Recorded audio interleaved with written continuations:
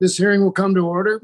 Good morning and welcome to the Budget Committee's hearing on the Congressional Budget Office's budget and economic outlook. At the outset, I ask unanimous consent that the chair be authorized to declare a recess at any time. Without objection, so ordered. Now, before I welcome our witness, I will go over a few housekeeping matters. Today, the committee is meeting virtually. Before we begin, I would like to remind members participating in this proceeding to keep your camera on at all times, even if you are not under recognition by the chair. Members may not participate in more than one committee proceeding simultaneously. If you choose to participate in a different proceeding, please turn your camera off. Members are responsible for their own microphones. Please mute your microphones when you are not speaking. This will help prevent feedback and other technical issues. Please remember to unmute yourself when you seek recognition.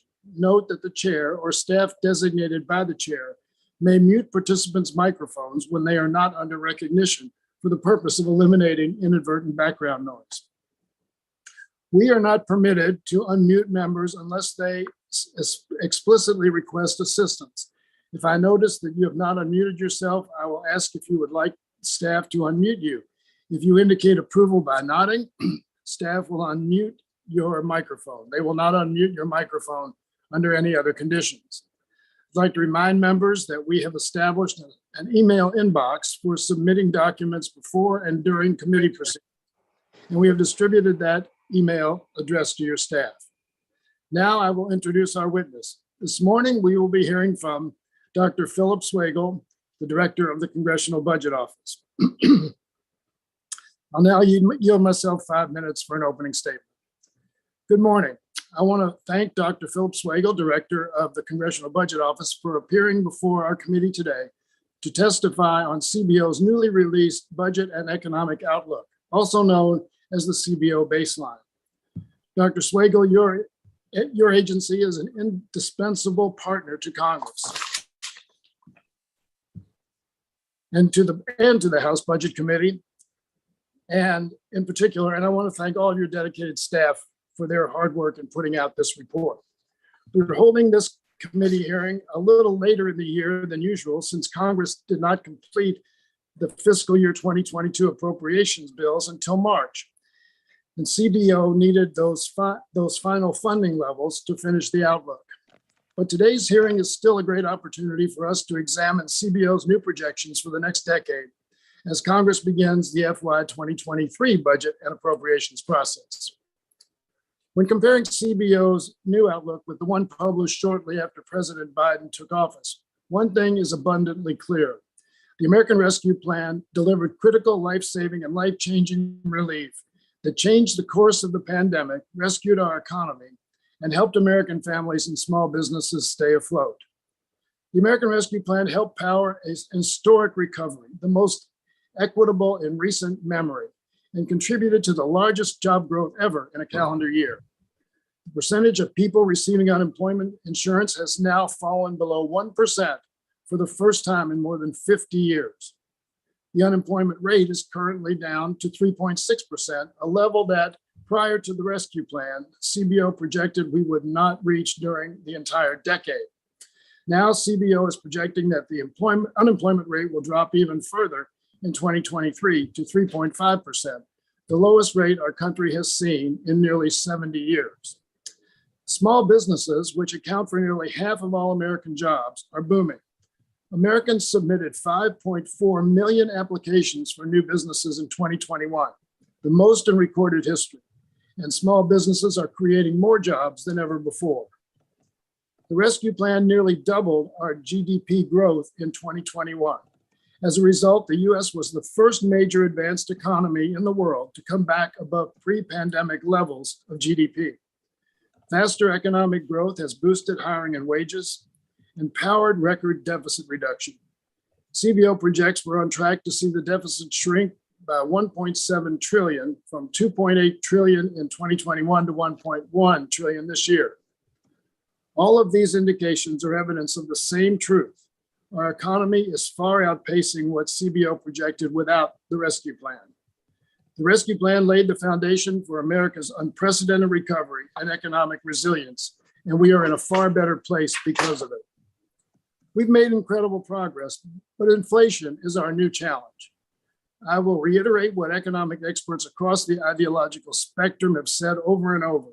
International supply chain bottlenecks and higher energy costs due to Russia's war in Ukraine are the primary drivers of current inflation. These are global problems, which is why inflation is a global issue. In fact, inflation in the UK hit a 40-year high just last week. The 38 member countries of OECD are averaging an inflation rate of more than 9%. Clearly, this inflation is not unique to the United States, but the American Rescue Plan is. Because we enacted this legislation, American families, state and local governments, and our national economy are facing this new challenge from a position of economic strength. But additional action is necessary to protect Americans from rising costs and keep our economy strong. The Federal Reserve is best positioned to tackle immediate inflation concerns, and Congress can and must do everything it can to lower costs to American families overall. The cost of healthcare, housing, education, childcare, the basic needs of American families have been rising for decades. That's why House Democrats have passed legislation to lower prescription drug prices, expand the supply of affordable housing, cut childcare costs, expand access to higher education, and ensure that big corporations cannot take advantage of American consumers with excessive price hikes. These actions would lower families' monthly costs substantially, and I look forward to discussing this today with Director Swagel. This is an important hearing and an important time for the future of our nation. I hope that today we can focus on the facts and on solutions that will deliver relief to American families and build a stronger, more equitable, and more resilient economy. Director Swagel, thank you again for appearing before our committee today, and I look forward to your testimony. With that, I would like to yield to the ranking member, Mr. Smith, to unmute his microphone for 5 minutes for his opening statement. Thank you, Mr. Chairman. My opening statement probably couldn't be any more different than the comments you had just made. The budget and economic outlook released by the Congressional Budget Office yesterday shows the impact of one-party Democrat rule in Washington over the past year. And it's not a pretty picture. In short, America's fiscal health is getting worse. And when we compare it to CBO's February 2021 baseline, you can see just how much the nation's budgetary and economic outlook has deteriorated since President Biden and the one-party Democrat rule has taken over. First, let's look at the data. When President Biden entered office, CBO predicted the government would spend $61 trillion over the next 10 years. Now they say it will be $72 trillion. When Biden entered office, CBO predicted the government would run up just over $12 trillion in deficits over the next 10 years. Now they say it will be close to $16 trillion. When Biden entered office, CBO predicted the government would spend $4.6 trillion on interest payments over the next 10 years.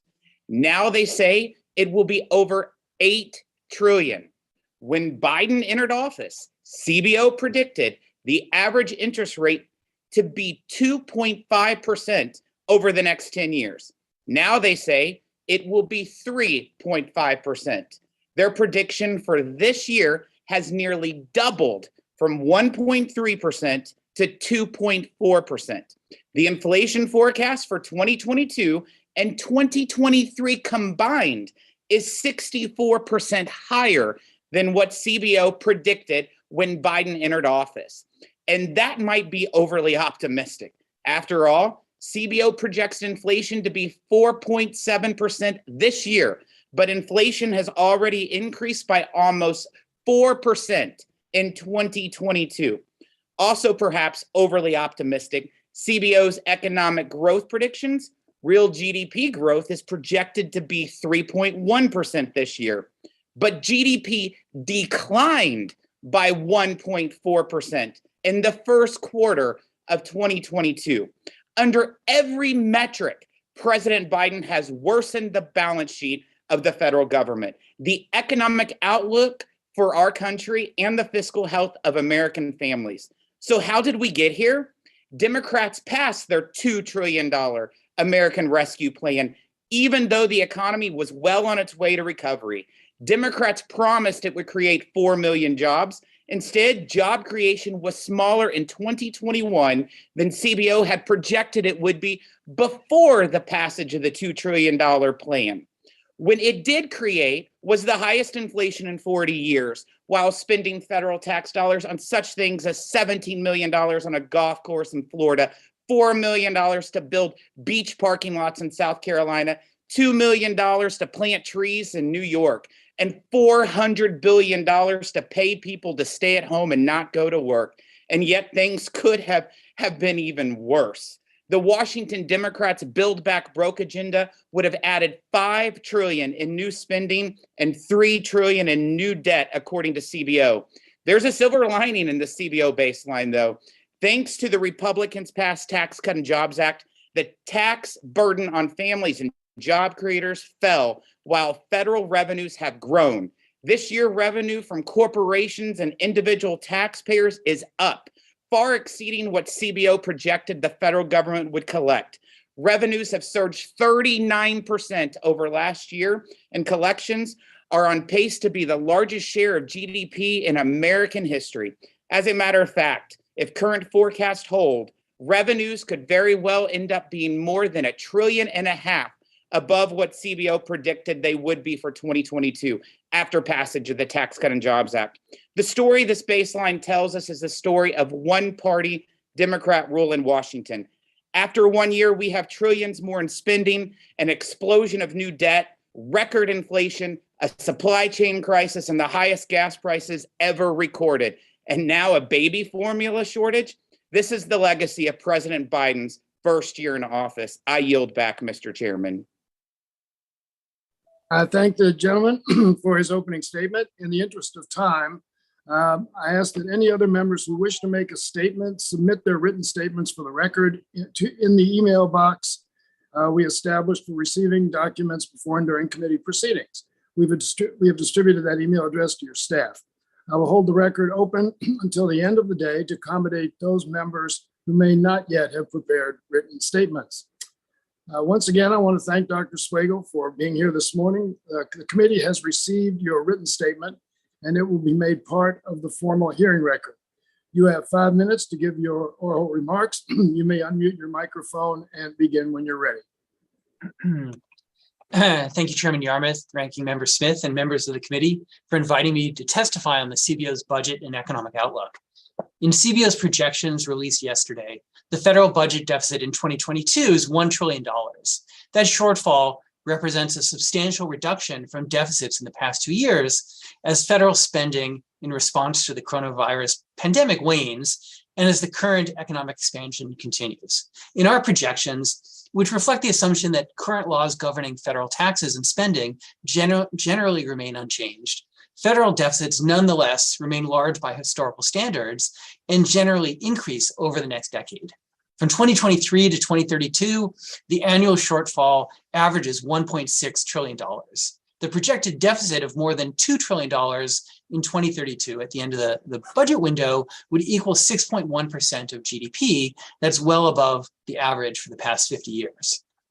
Outlays average 23% of GDP over the next 10 years, and rising interest rates and accumulating debt cause net interest costs to double as a percentage of GDP by 2032. And at the same time, the aging population and the rising cost of healthcare contribute to increased mandatory spending. In 2022, revenues in our projections reached their highest level as a share of GDP in more than 2 decades. They then decline over the next few years, but remain above their long-term average through 2032. Outlays grow faster than revenues over that period, which is why deficits increase. Federal debt held by the public initially dips to 96% of GDP in 2023 and then rises after that. In our projections, the debt ratio reaches 110% of GDP in 2032, that's the highest level ever, and then rises to 185% of GDP in 2052 at the end of our 30-year long-term outlook. We aim for our projections to fall in the middle of the range of likely outcomes. Still, they are subject to considerable uncertainty, in part because of the ongoing pandemic and because of other world events, such as the invasion of Ukraine and lockdowns in China, and so on. Our estimate of the deficit for 2022 is now $118 billion less than what we had projected last July in our most recent update before this one. In the current update, in the current estimate for 2022, revenues are 10% higher than we had previously projected, and outlays are up by 6%. The cumulative deficit over the 2022 to 2031 period is $2.4 trillion more than it was last summer. Newly enacted legislation since last July accounts for most of that increase. There's other changes that boost projected revenues and therefore reduce deficits. Those are mostly offset by economic changes that increase outlays, particularly for interest payments and Social Security payments. Let me now turn very briefly to the economy. The pace of inflation since the middle of last year has been the fastest in 4 decades. In CBO's projections, elevated inflation persists in 2022 because of the combination of strong demand and restrained supply in the markets for goods, services, and labor. In response, the Federal Reserve tightens monetary policy and interest rates rise rapidly. Real GDP, that is GDP adjusted to remove the effects of inflation, grows by 3.1% this year, and the unemployment rate averages 3.8% in our projections. After 2022, economic growth slows and inflationary pressures ease. So CBO has published a great deal of information yesterday about our new projections. Those are online on the CBO website. And with that, thank you again. I'm happy to answer any questions. Thank you, Director Swagel, for your opening remarks.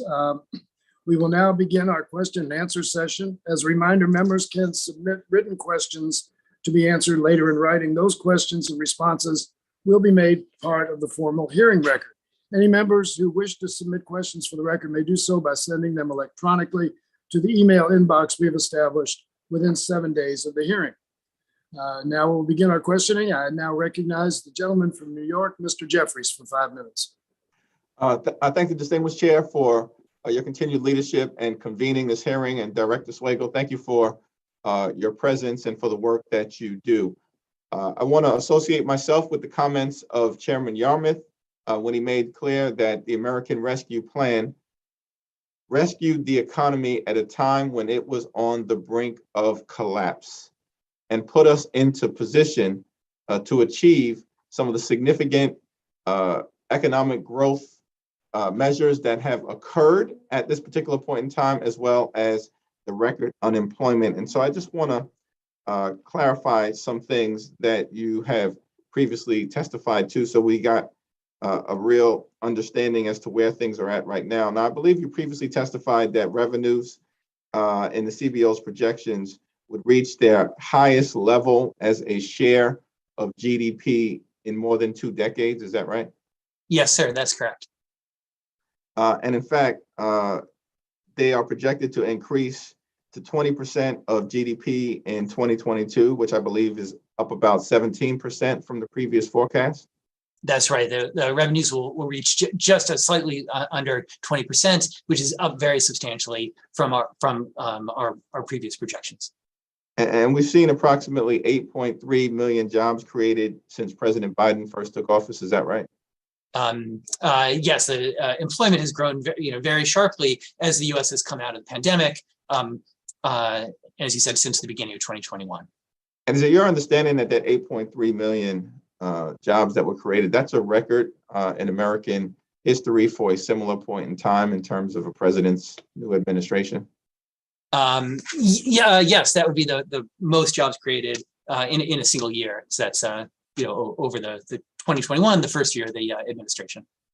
Am I correct that the number of people relying on unemployment benefits has dropped to the lowest level since 1970? The number of people collecting unemployment benefits, it's dropped very substantially. I don't know offhand if it's the lowest, but I suspect it might well be. It's with the rebound and the very strong, very tight labor market, we've seen lots of good outcomes, like you just mentioned. And last year, how many new businesses were created in the United States of America? There's the rebound from the pandemic has led to a surge in business creation. Obviously we saw businesses go out when the economy locked down, and then a huge number have been created. I don't know the number of millions offhand, but it's been a historic increase in business formation and entrepreneurship. It's my understanding that approximately 5.4 million new businesses were created in the last year, as you indicated, a substantial return of American entrepreneurship. In terms of deficit reduction, because my colleagues on the other side of the aisle, I thought were deficit hawks and cared about the deficit. That's all we heard about, certainly during the Tea Party years. Am I correct that in President Biden's first year, the deficit was reduced by more than $350 billion? Is that correct? Yes, the deficit has gone down very substantially, both from last year to this year, and compared to what CBO had projected, leaving aside the new legislation that's been enacted. And what is the projected deficit reduction for this current year that we're in? The deficit is falling by its it's 1.8. It's about $1.8 trillion lower. It's going from last year's about $2.8 trillion to a deficit this year of $1 trillion. So that's a reduction of $1.8 trillion from 21 to 22. So thank you for your testimony. For the life of me, we certainly have issues that we need to deal with in terms of inflationary pressures, which, as you've indicated, result from an increase in demand. That happens when you have a booming economy, and supply chain constraints, which happens when you have an economy that has to shut down as a result of a once-in-a-century pandemic. These are challenges that, of course, we continue to work on. We also continue to work on the issue as it relates to the baby formula shortage. I was shocked that so many of my Republican colleagues chose to vote against the appropriations legislation that was brought to the floor. But for the life of me, I can't figure out the doom and gloom that is going to be painted by some of my Republican colleagues. Thank you for your testimony and presenting the facts in a straightforward fashion. I yield back. The gentleman yields back. I now yield 10 minutes to the gentleman from Missouri, the ranking member, Mr. Smith. Thank you, Mr. Chairman. To start here for the record, Director, if you can give me these answers as quickly as possible. I want to try to get through as much as possible. But I want to hit on the deficit reduction that was just before you and the joke of the comments. And I want you to clarify. Is it true that the fiscal year 21 deficit was $517 billion higher than where the Congressional Budget Office projected for the 2021 year? Right. Our deficit, the deficit projection from last July to this one, yes, is higher. So that's not a deficit reduction. And Biden's $2.78 trillion deficit in 2021 was the second highest in the history of America, driven in large part by his unpaid for $2 trillion American Rescue Plan. Is that correct? Yes, the emergency spending during the pandemic, including the American Rescue Plan, drove the deficit last year. That is correct. And so Biden's claimed fiscal year 22, a $1.5 trillion in deficit reduction is only because last year his inflationary $2 trillion ARP, American Rescue Plan, drove government spending to 30.5% of GDP, 10% higher than the historic average. His latest fiscal year 23 budget proposes annual deficits averaging 1.6 trillion a year. Director, in February 2021, your baseline showed 61 trillion in government spending over the next 10 years. You now say it will be 72 trillion, correct? Yes, that is correct over the next 10 years. Okay, so that's 11 trillion higher, correct? Yep. So in February 2021, your baseline showed just over 12 trillion in deficits over the next 10 years. You now say it will be close to 16 trillion in deficits, correct? Yes, that is correct. Yes. Got it. So 3.5 trillion more in deficits. And in February 2021, you said the first interest rate hikes wouldn't come till 2024, correct? In our economic projection, a year ago, that's correct. Yes. Okay. Got it. Of course, now we have seen the Fed already increase rates twice in the last 6 months. And in February 2021, you said the government would spend 4.6 trillion on interest payments over the next 10 years. You now say it will be over 8 trillion, correct? That is correct. It's both interest rates are higher and the amount of debt has gone up as well. So based on every indicator we are looking at here, the administration is failing the American people. Your baseline projects inflation to be 4.7% this year, but inflation has already increased by almost 4% in 2022, making it highly likely we exceed 4.7%. To hit 4.7% inflation, we could not exceed 1% total for the remainder of the year. When were the GDP and inflation projections included in this baseline made? So we locked our economic forecast at the very beginning of March. So the work was mainly done in February then. And as you said, inflation has turned out to be higher even immediately than we had forecast. And we see that especially in food prices and energy prices. I think all of us see that in gasoline prices. Some of that relates to the Russian invasion of Ukraine, which we had the beginning of it, but the impact's been much more. Yeah, Director, before the Russian invasion of Ukraine, inflation was up 7.5%, correct? Yes, inflation last year was up very sharply. Absolutely. Yeah. So given that inflation continues to hover around a 40-year high, not to mention that inflation has gone up 11% since President Biden came into office, if you were writing this baseline today, knowing what you know now, how would that affect your projections and assumptions? Okay, no, very good. As I said, so inflation in the first couple months of the year has turned out to be higher than we anticipated. It looks like the current quarter that we're in is coming in around our projections.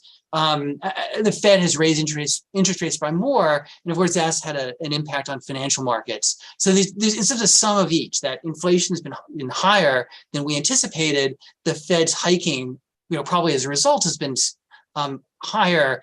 And of course, we've seen the impact of that on financial markets. So do you expect that 4.7% to be much lower than where we actually end up for the year? We don't redo our forecast just because the way we do our. Okay, so you're saying the rest of the year we're going to be at 1% to match to be able to get the 4.7 to meet our forecast, which as you think, so, there is a risk there. Absolutely. So we're clearly, I'll tell you right now, if you all think we're going to be at 1% the rest of the year, I got some oceanfront property in Arizona to sell you, Director. Let me ask you about your economic growth objections. Your budget says the economy will grow at 3.1% this year. But given that the most recent GDP report actually showed a decline of 1.4%, knowing what you know now, how would the current dismal economic numbers affect your projections? Or are you sticking with it like you are the inflation numbers? Okay. Again, just because the process we have, that once we have the baseline, that's locked down. So we're not going to, we don't redo our forecast. As you said, the first quarter had negative GDP growth. Some of that we see unwinding with changes in inventories and trade. The outlook for the year is based on people coming back into the labor force. There's about 1 million people still on the sidelines who we see as coming back, and that's supporting, in part, the rebound that we see in the economics over the course of this year. So,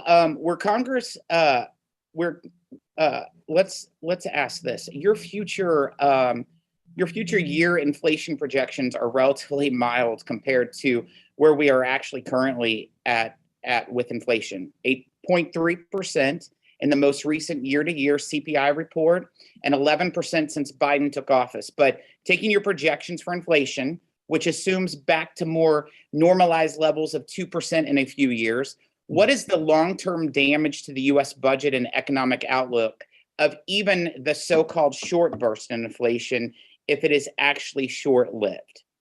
So inflation has a number of effects on the economy and of course on the fiscal outlook. The key risk is interest rates. That high inflation leads to high interest rates, both through what the Fed is doing and through market reactions. And then as the debt level has gone up, higher interest rates translate into higher net interest outlays. And you see that in our projection over 10 years, net interest outlays as a share of GDP are more than doubling in our projection. So that is the fiscal risk of high inflation.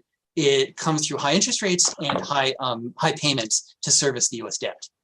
You know, Director, I'm a little concerned with some of the proposals you selected in your alternative fiscal assumptions modeling. For starters, a lot of them seem targeted at tax relief Republicans. When they want to continue to provide, which now has a proven track record of economic growth and historic revenue generation. In your alternative assumptions, you do incorporate,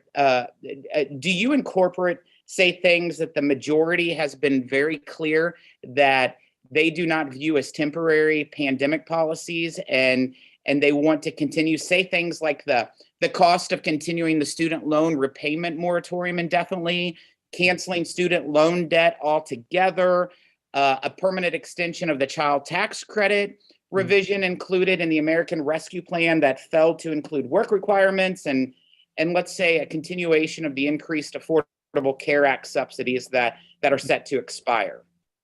Oh, okay. So no, thank you for the question. And I know that that this is extremely important to you, and we're continuing to work on some of these issues. Of course, we've done some work for you and for Senator Graham on these expiring provisions.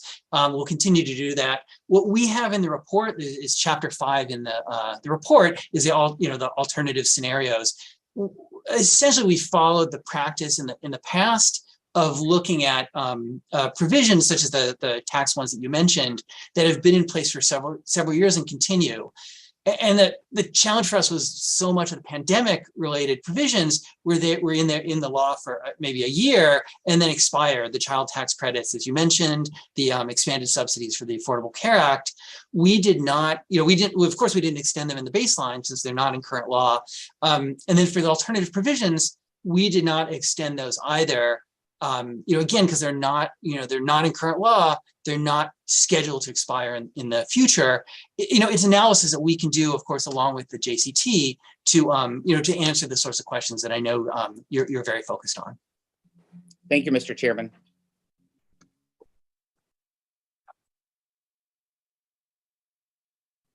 Chairman, you're on mute.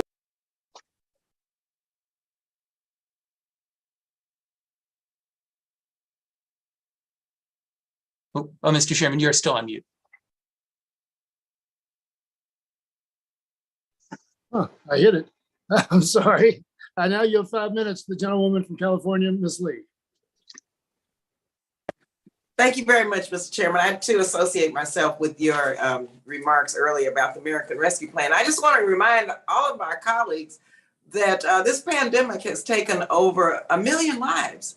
I shudder to think what would have happened had we not passed the American Rescue Plan. And it has saved lives and it's saved livelihoods. And so we can't forget that in terms of the investments that were made. Let me thank our director for being here. And let me just go right into our questions because I think I'm going to ask about the Department of Defense. It's quite frankly the only cabinet agency not to pass an audit. And I have legislation that would require DOD to pass an audit or face automatic spending cuts. So how does DOD's failure to pass an audit complicate budget planning? From an auditing point of view, how much Pentagon spending is unaccounted for? Why should this Congress continue to add more and more money to the defense top line in the meantime if it can't be audited, if there's no accountability? And what sort of forcing mechanism should we be considering in Congress to get DOD to pass an audit? And this has been supported by my bill, by my colleagues on the other side of the House. What can we do? It's long overdue. And you also finally, the report, how DOD might save $1 trillion over the next 10 years. It concluded that we can better defend our country by getting more for less money. Can you talk a little bit about that? Yes, I'd be glad to talk about this. And it's the problems you're pointing to are a challenge for us as well, that we aim for our baseline that we provided yesterday to inform policymakers, to inform you and your colleagues. And when the information that we get from the executive branch is, I guess imperfect is the nice way of putting it, that means our baseline isn't as informative as it should be. And so absolutely, we are there, and better information from DOD and from others would help us and help us serve the Congress with our mission. In terms of the defense budget going forward, of course, CBO doesn't provide policy recommendations, but we have done a number of studies that help policymakers look at different choices for the defense. We recently put out a tool, it's actually online, on different force structures that your staff could go through and say, okay, if we change the services in different ways, what would be the fiscal implications of that? And of course, we're not saying do this or do that, but you can see that basically how much money is saved by different choices on the national security side. Well, let me ask you though, it has failed to pass an audit. What do we do? If a business fails to pass an audit, it gets dinged. There are penalties. Agencies have penalties. People have penalties. Why does the Defense Department get away with unaccounted spending? It boggles my mind. There's no accountability there. So I know you can't suggest policies, but tell me how inappropriate it is for our budgeting process to go forward without a clear picture. I mean, we need to know the hand needs to be shown in terms of what you're dealing with. Otherwise, it's not a good mechanism for us to make forecasts or for us to make decisions on our spending if we let agencies just run amok with the resources that we appropriate. Right, and of course, most of the national security spending is appropriations. And so we support the appropriations committees in both the House and the Senate as they take up the FY23 appropriations. And you're absolutely right that imperfect information means that we're not able to support them in the way that we need to. So how do you audit? Okay, so what do you do? What would your suggestions be on any agency that is not auditable? No, it's a difficult question for us because we provide information to the budget committees to enforce the budget rules, and it's really more GAO that does the auditing, and of course has very substantial expertise in auditing. So really, they're the one, and they would put forward policy recommendations. So they're the ones who would, go out and say, here's how the situation can be improved. Well, with your new, CBO baseline, it's a real shame and disgrace that you all aren't working together, and you're not suggesting it impairs your ability to be accurate in forecasting if they don't insist on an audit. But in terms of the baseline dealing with inflation, how does the Pentagon's budget assumptions fit in to that in terms of CBO's baseline? Okay. No, absolutely. And essentially it goes both ways, that the fiscal spending has an impact on inflation, and of course the decline in spending from last year to this year will alleviate some of the inflationary pressures going forward. But of course, it's in the other direction as well. That inflation affects military spending. The military is as I understand it, the largest purchaser of jet fuel, for example. So energy costs will affect them as well. So it definitely, there's an impact on inflation, between inflation and national security spending, that goes in both directions.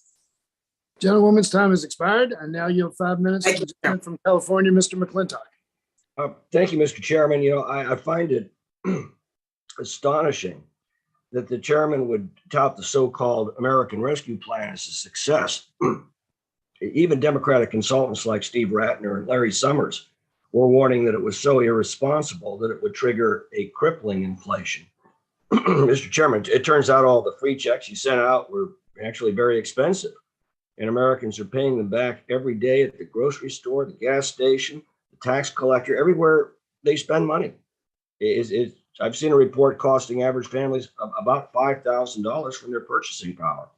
My God, but before the lockdowns took a wrecking ball to the economy, we had the lowest unemployment rate in 50 years, the lowest poverty rate in 60 years, the fastest wage growth in 40 years, and it was working class families gaining the most. The gap between rich and poor was actually narrowing for the first time in our lifetimes. We were energy independent for the first time in our lifetimes. Inflation was around 1%. Interest rates were near all-time lows. That didn't happen by accident. The Republican tax cuts produced one of the biggest economic expansions in history, an expansion that was so great, we ended up taking in more revenues after the tax cuts than we'd received before them.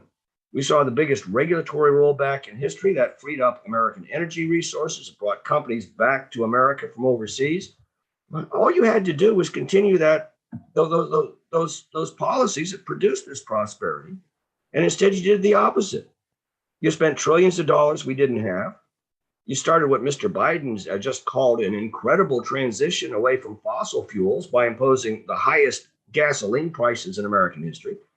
You've admitted into our country an impoverished population the size of West Virginia that American taxpayers have to now support. And you have the audacity to try to tell us that the economy's doing great. Just a word of advice, you can't spin the economy. Every person knows how the economy is doing because they're living it every day. And that's what makes the old Reagan question so devastating to you and your party. Are you better off today than you were 4 years ago? Everybody knows the answer to that in their own lives. And they can see clearly who's responsible for it. You're not fooling anyone. Now, Mr. Swagel, I want to begin with three numbers that describe the fiscal reality we face: 28, 76, and 89. According to our calculations, 28% is the growth in population and inflation combined over the last 10 years. 28%.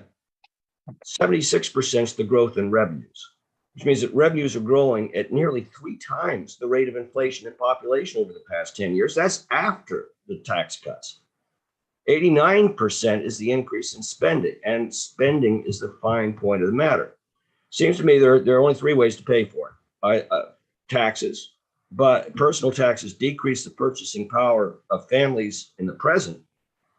Business taxes are passed through to consumers as higher prices, to employees as lower wages, and to investors as lower earnings. So that's one way you can do it. Second way is to borrow from capital markets, but of course this reduces the capital available to finance construction and consumer spending and home and automobile purchases and business expansion. And of course, borrowing is paid back through future taxes, and it generates additional interest costs along the way. And the third way is to borrow from ourselves, essentially printing money, which is the direct cause of inflation: too many dollars chasing too few goods.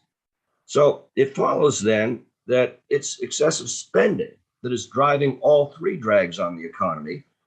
To paraphrase the Clinton era maxim, it's the spending stupid. Mr. Swagel, am I missing anything? No. I mean, I think you've got it. That right. The inflation we're seeing is the combination of very strong demand and much of that is driven by by fiscal policy. Certainly, there's a recovery from the pandemic combined with the supply constraints, and those are driving inflation. Well, let's talk about that inflation rate for a second. 8.3%, as I understand it. So does that mean if I managed to put away $100,000 in my retirement fund, does that mean I've just lost $8,300 in purchasing power over the last year? Or that would be one implication that the number you gave is the most recent 12 months of inflation. It means that Americans nominal wages are up, but real wages are down for most Americans. So it's a challenge for families and a challenge for the economy, absolutely, and a fiscal challenge as well. And isn't the classic definition of inflation too many dollars chasing too few goods? So if you flood the economy with dollars while you raise taxes on productivity, you get more inflation or less inflation? Right. I mean, we have very strong demand and serious constraints on supply, and those dollars chasing the inadequate supply that leads to higher inflation. Great. Thank you. Gentleman's time has expired. I now yield 5 minutes to the gentlewoman from California, Ms. Chu. Dr. Swagel, thank you for being here with us today. As a member of the Ways and Means Committee, I've made it my mission for years to lower the cost of prescription drugs. It's unconscionable that Americans pay the highest prices in the world for the exact same drugs. People with diabetes have to pay triple the cost for insulin compared with those living in countries like Canada. And now 1 in 5 seniors struggle to afford their medications. That's why it was so significant that when the House passed the budget reconciliation bill, it included provisions to lower prescription drug costs by allowing Medicare to negotiate prices for certain high cost drugs. And it also penalized drug makers for hiking prices faster than inflation. It lowered out-of-pocket expenses for seniors and capped the price of insulin at $35 for those covered by Medicare and private insurance. Well, the CBO estimated that these provisions would result in nearly $80 billion of savings in Medicare and would reduce the federal deficit by nearly $300 billion. So, Mr. Swagel, can you explain how these provisions would not only reduce federal spending, but also lower prescription drugs for Americans? Oh, yes, of course. And this is first from our cost estimate for HR 3, and then, as you said, inside the Build Back Better Act. The provisions in Build Back Better and HR 3 would set up a system of negotiation between the Secretary of HHS and drug companies. The Secretary would have very substantial leverage in the form of an excise tax. We've done substantial modeling for that. We've put out working papers that explain the technical details. We find that would lower drug prices. The lower drug prices would have many effects. Some of them would be health. People would take more medicine and have healthier impacts that would save money on doctors and hospitals. The lower drug prices would save money for the federal government because the cost of health insurance would be lower, and the federal government subsidizes health insurance through a variety of ways: employers, the ACA, Medicaid, and others. So the system in that bill, by lowering drug prices, would both make people healthier and save money for the federal government. Thank you. And now I'd like to ask about paid family leave. As you know, the US is the only country among 41 nations that does not mandate any paid leave for new parents, according to data compiled by the Organization for Economic Cooperation and Development. Democrats in the House tried to rectify that by passing a national paid family and medical leave program. Your analysis of that proposal found some important things. First, having access to paid family and medical leave could improve physical and mental health for some workers. Second, while some employers might reduce their company paid leave policies and shift to the federal program, that's not a bad thing for workers. Employees would still get paid leave, and you found that employers would increase pay or provide other benefits to attract good workers. Could you expand on how a federal paid family leave program might help increase pay for workers? No, that's right. So we've done a lot of work on this, including a set of slides in 2021 that went through the various dimensions in which paid leave would affect workers and affect the fiscal situation.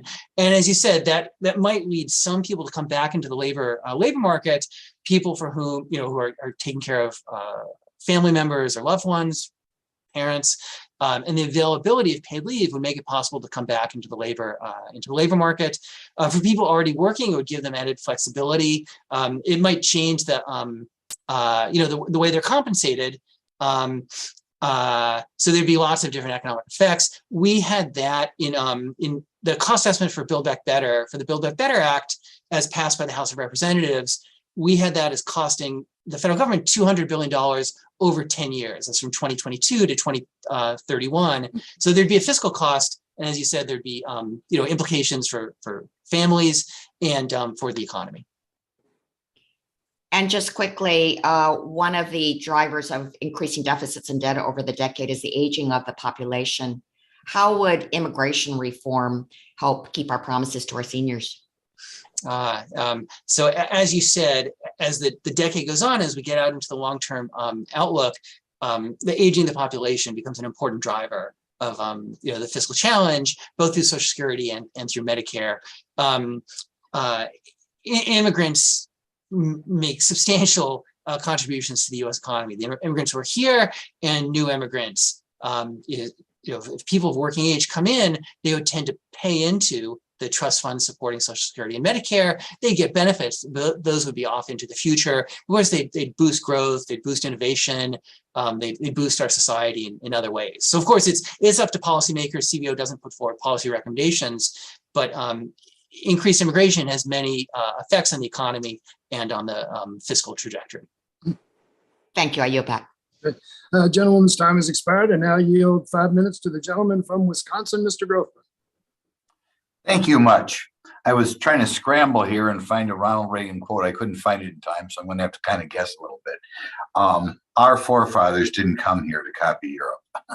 And I always run into people, who came here from England, came here from Germany, came here from a variety of European nations. I'm sure occasionally somebody goes the other way, but largely everybody wants to come here. And I would suggest that's in part because we have less government, and government does less in America than it does in Europe.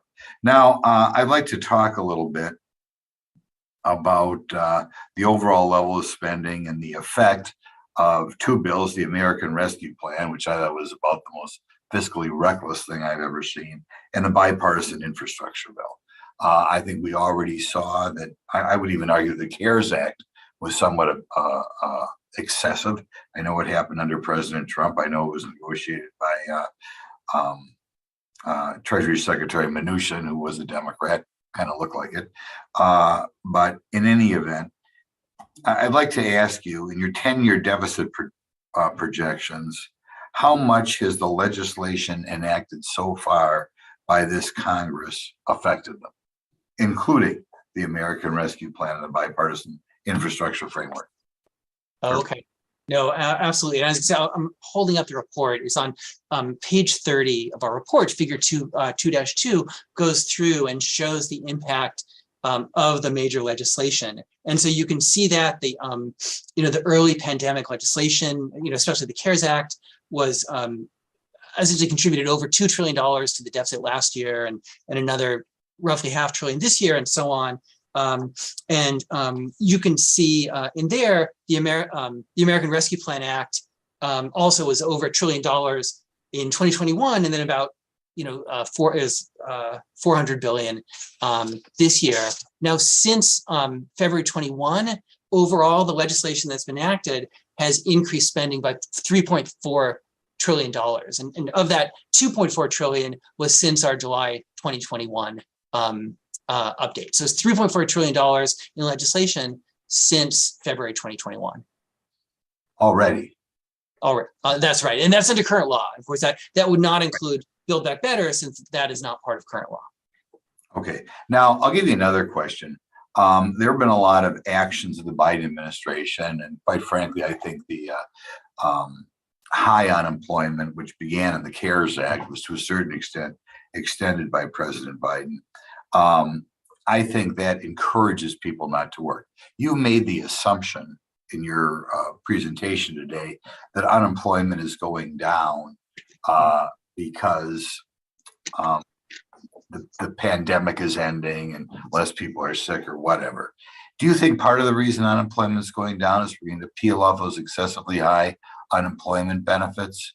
Could that be one of the reasons why more people are getting back to work? We no longer bribe people quite as much not to work.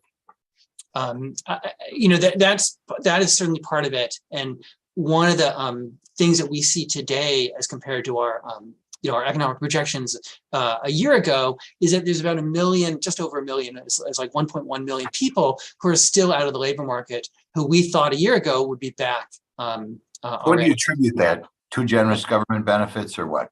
It's a mix. In part, we think it's the effects of unemployment insurance and the other transfers last year had some impact. It's also health concerns, it's childcare.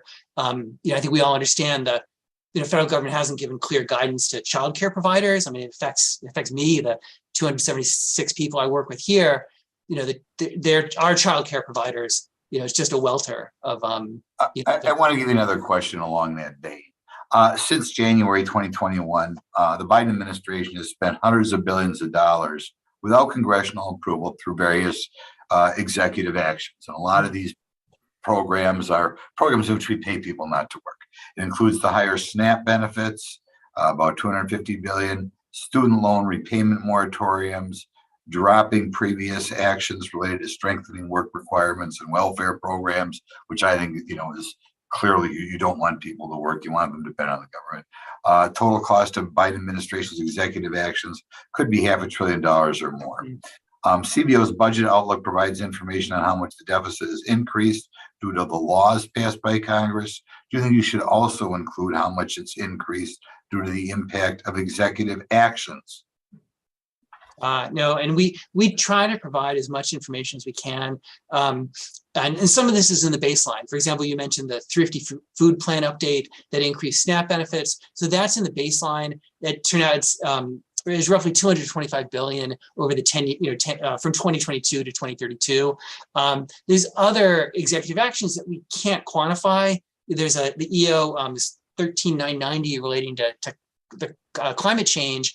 We just we can't pinpoint where that enters into the budget. There's just not enough specificity for us to say what's the impact on the budget. So when we can, we certainly try to provide that information. And sometimes, it's just a little bit too amorphous for us to pinpoint. Well, thank you very much. And thank you for the extra time, Mr. Chairman. Sorry, that was Dr. Swagel's answer. And now you, gentleman's time has expired. And now you have 5 minutes to the gentlewoman from the U.S. Virgin Islands, Ms. Plaskett.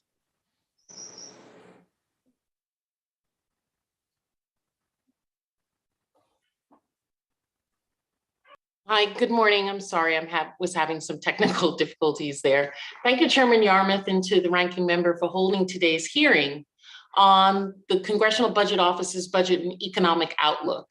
I'd also like to extend my gratitude to Director Swagel for appearing before us today and providing insight into the year's budget and economic outlook.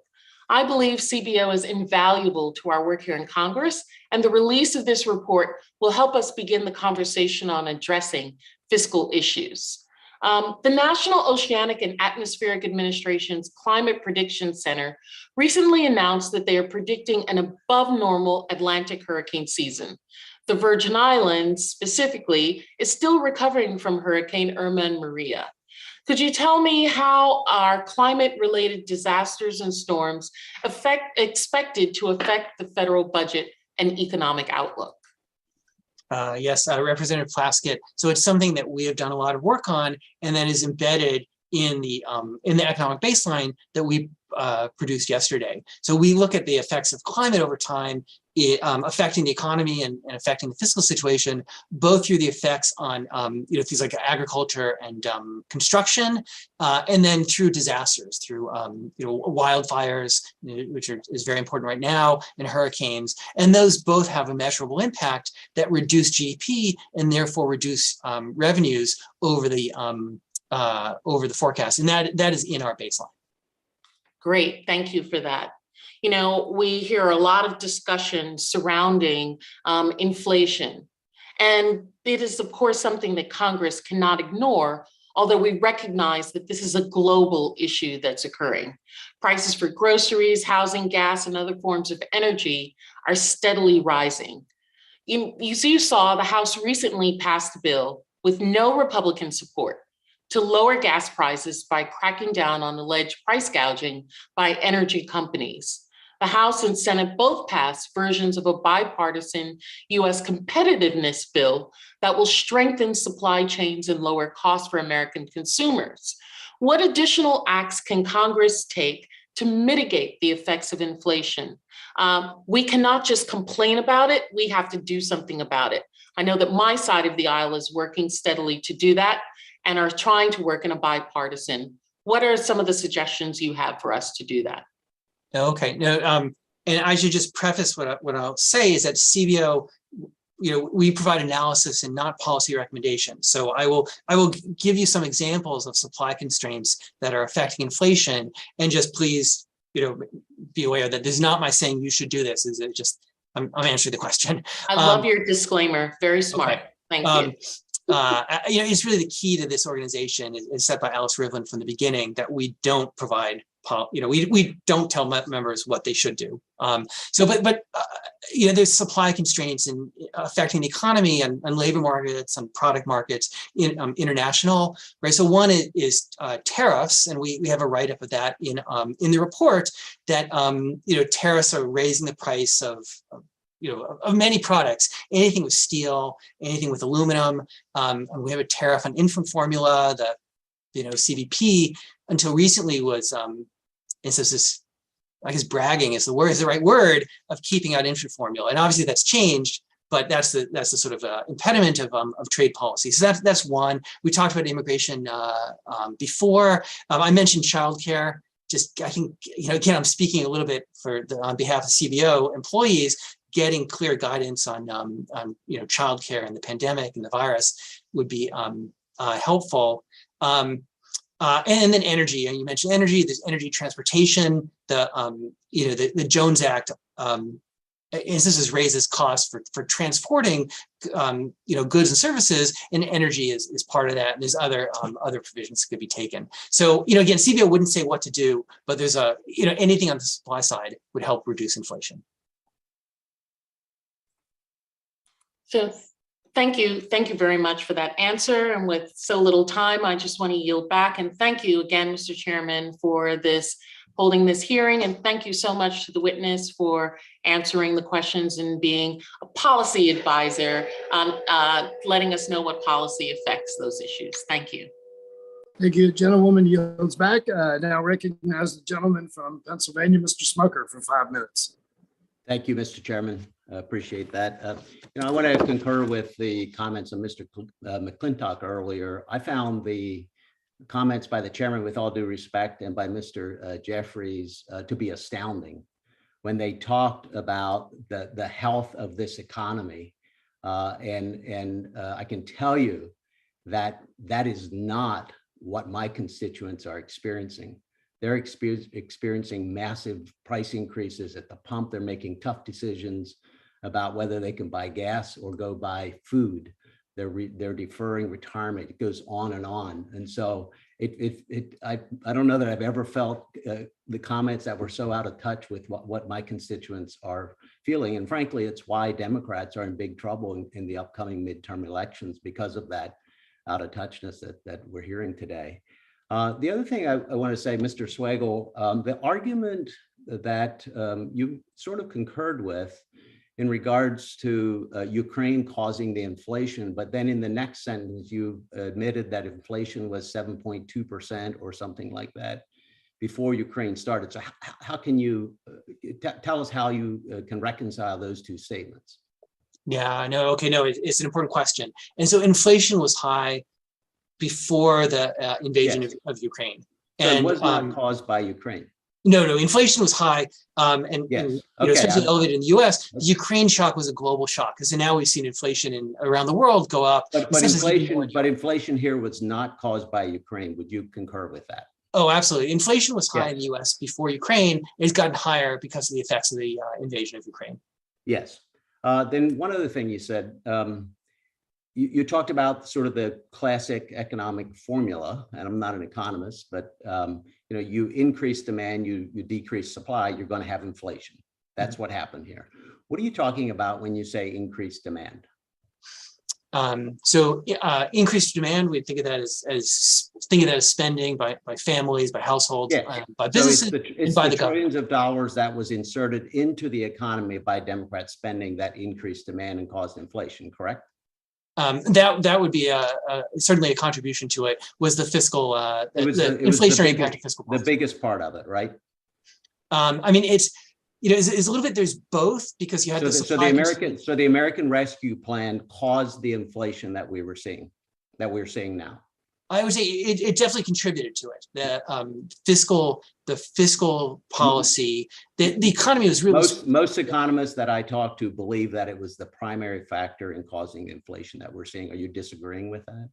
No, I'm not disagreeing. I'm just going to say that. Okay, thank you. There's two. I appreciate it. I'm sorry. I'm going to keep going. No, of course. Because I think it's really important that we come to an understanding about what has caused some of these disastrous economic situations that we're in for our constituents. So I appreciate you answering those questions. The Democrats talk about reducing deficits in this budget, in their budget, which is pretty bizarre when you look at the numbers. I want to see if you agree with me on this as well. They're estimating a $1.6 trillion in average federal deficits over the next decade. Is that right? That's right. That's the 10-year average. Do you know what the average was in the 10 years prior to COVID? Like we all know it was an anomaly during COVID. What was the average in the 10 years priar to COVID? Yeah, it's a good question. I don't have it offhand. Just It was before COVID? it was 829 billion average. Okay. So in the 10 years prior, not even looking at any numbers going up and down, they're doubling in the 10 years coming up compared to the 10 years prior to COVID. The year before COVID, the deficit was 984 trillion. So how could the Democrats possibly credibly be saying that they're reducing deficits in any way?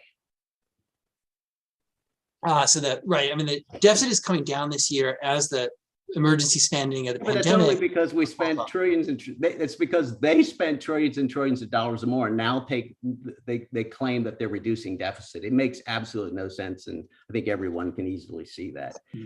How concerned are you with our debt to GDP? If you give us a little bit of history on where we are in debt to our gross domestic product.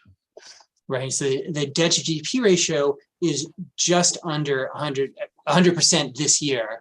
How does that compare to historical average? It's essentially, right up there near where we were at the peak when we were paying for World War II. And currently it's projected to keep increasing. Are you concerned about that? That's right. I am concerned that the debt ratio by the end of the 10-year window goes up to 120% higher than ever, and the service cost more than doubles. So goes up to 3.3% of GDP just to do the annual servicing. And that's with interest rates are still pretty moderate by historical standards. That's why this budget is so irresponsible. And I thank you for pointing that out. Thank you, Mr. Chairman. Gentleman's time has expired, and now recognize the gentleman from California, Mr. Peters, for 5 minutes. Thank you, Mr. Chairman. Thank you very much for holding this hearing. And Dr. Swagel, thanks for being here. Let's start with the good in this report. Despite the havoc the pandemic wreaked on our economy, the economy is fairly strong if you look at higher wages and lower unemployment rates. In San Diego, our unemployment rate sits at just 3.5%. Your testimony notes that the size of the labor force, which in early 2022 remained 1 million people below its pre-pandemic level, is expected to keep increasing, exceeding that level by the end of 2022. And what is driving the recovery in the labor force participation rate? So it's a mix. It's got to be a large part of that is the reopening of the economy and scientific progress, progress with the virus. There's probably the strong, the tight labor market and rising wages are leading people to come back in. It could be high inflation in some senses is pushing people who need more income to come back in as well. And I suppose over time that will serve to address some of the supply issues in the labor market that are driving inflation. Don't you agree with that? That's right. And that's essentially part of why we have inflation moderating over the next couple of years. Well, let's turn to some of the bad things in the report. You estimate inflation will remain elevated through 2022, and the Federal Reserve will hike interest rates to fight inflation. And I commend the Fed for doing that. But at the same time, we have to confront the consequences of rising rates. I'm serving currently as the Vice Chair of Policy for the New Democratic Coalition, and I helped start an inflation working group to identify solutions to ease inflation and ease the effects of inflation on families. I want to just note, you've mentioned immigration. You've mentioned tariffs. I also note that my colleagues on the other aisle, when they had the control of all three branches, lowered taxes for wealthy people in the middle of a booming economy.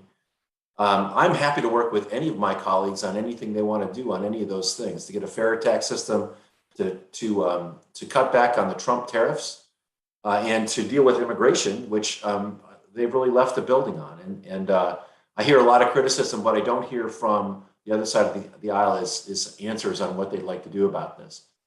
Dr. Swagel, based on the Fed's current trajectory, do you predict inflation will slow in 2023 and 24 but spending on interest payments will grow each year for the next decade. Can you describe in a little bit more detail how interest payments will rise substantially over the next 10 years and how that compares to previous outlooks as a share of our total budget?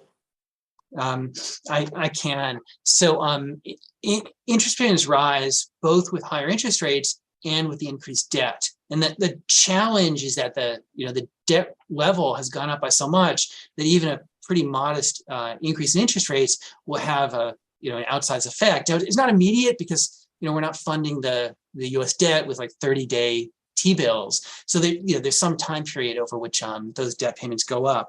We're at 1.6% of GDP for net interest outlays today. The 50-year average is like 2%. So we're actually below the 50-year average just because interest rates still remain moderate. And that's the challenge, that we're going up. We're going up to like 3.6% by the end of the 10-year window, both because the debt is going up, but also because interest rates are going up. And interest rates in our projection go up kind of moderately. So that's, in some senses, if interest rates go up even more, then the net interest payments, the challenge there would get even sharper.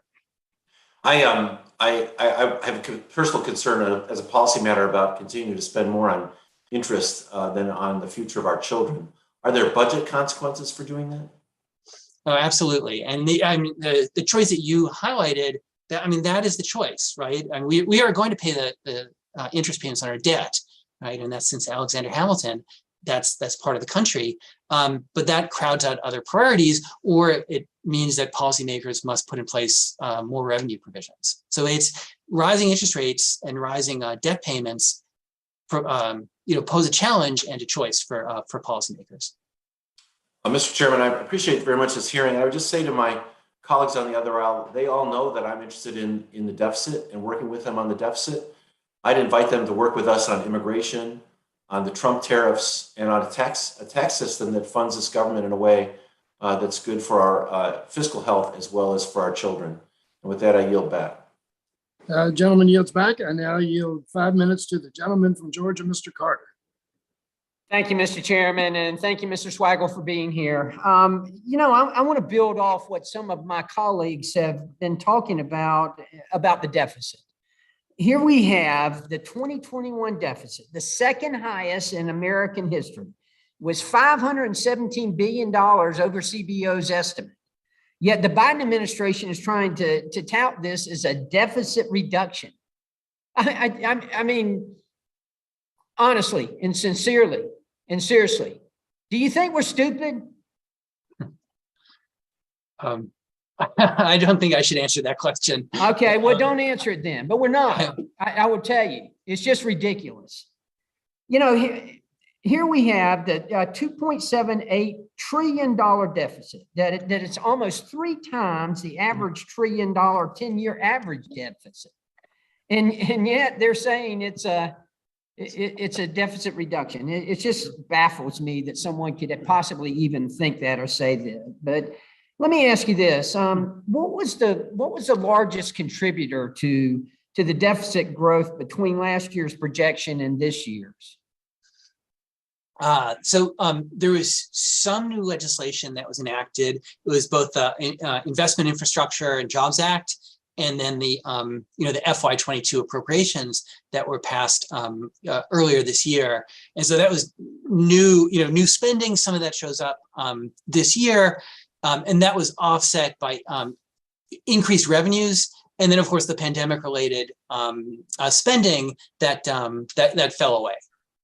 So that's why the deficit falls from is 2.8 trillion last year to 1 trillion this year. The combination of essentially the pandemic spending falling away and then some increased revenues. Okay, well, let me ask you this: has the administration or the democratically controlled Congress, either one of them, have they taken any steps to stabilize our debt or to deal with the dramatic disparity that we are witnessing right now between our growing spending and the revenues that fail to cover that spending? The fiscal trajectory is challenging, and so that that is essentially, I think, the message of the report we released yesterday. That choices need to be made. It's not not that this year there's going to be a crisis, maybe not even by the end of the 10 years, but the trajectory is challenging and will drive the need for choices to be made. We all know that inflation has gone up every month since this president has been in office. I guess you could make the argument maybe it ticked down a couple of points or a couple of tenths of a point last month. It went from 8.5 to 8.3, but I can assure you, you're going to see it go back up again this month. But every month, when Joe Biden went in office, when this president went in office, the inflation rate was 1.7%. Now here we are at 8.3, 8.5%. What, you know, we don't have a revenue problem. What we got is a spending problem. But let me ask you this. How much do you think we need to reduce the deficit to stall inflation? So of course, some of that is in the works with the reduction in, the falling off of pandemic related spending, and the amount instances of contractionary, impulse that's needed to reduce inflation. It's going to depend on the success of the Fed's efforts and also on the supply constraints falling away. So it's not clear. I can't give you a single number of what needs to be done on the fiscal side because it depends on the Fed and on what happens with the supply side. Let me ask you something. Inflation was at 7% in 2021, and it was at 8.3% over the last 12 months, and it's running at an 11% pace so far this year. The last time we experienced this kind of inflation, the effective interest rate on the debt was 10.8%. How does that limit our ability to reduce our debt? No, it's an important challenge that as interest rates go up, given the increase in the debt level, that means that net interest outlays will rise as a share of the budget and a share of the economy. And that is going to crowd out other things or require action to raise revenues. And so we have a pretty moderate increase in interest rates, and that already has a pretty substantial rise in spending to service the debt.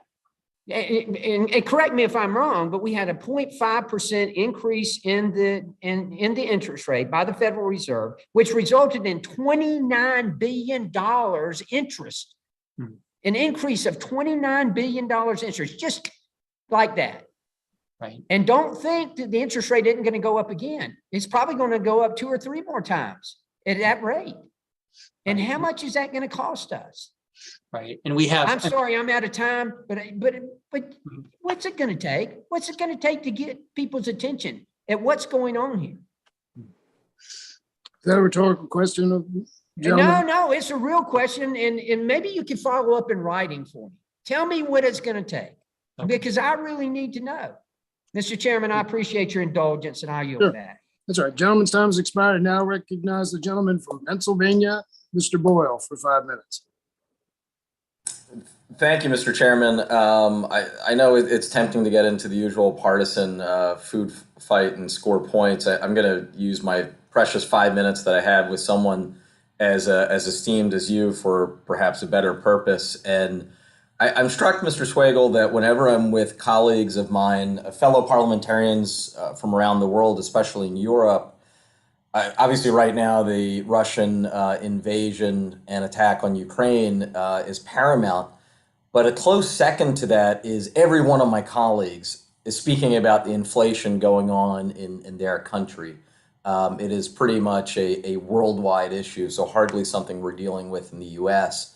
So I was wondering if you could take a step back and maybe just give us the lay of the land internationally and especially in other Western democracies and what inflation looks like for those countries. Okay, no, very good. I can speak to that.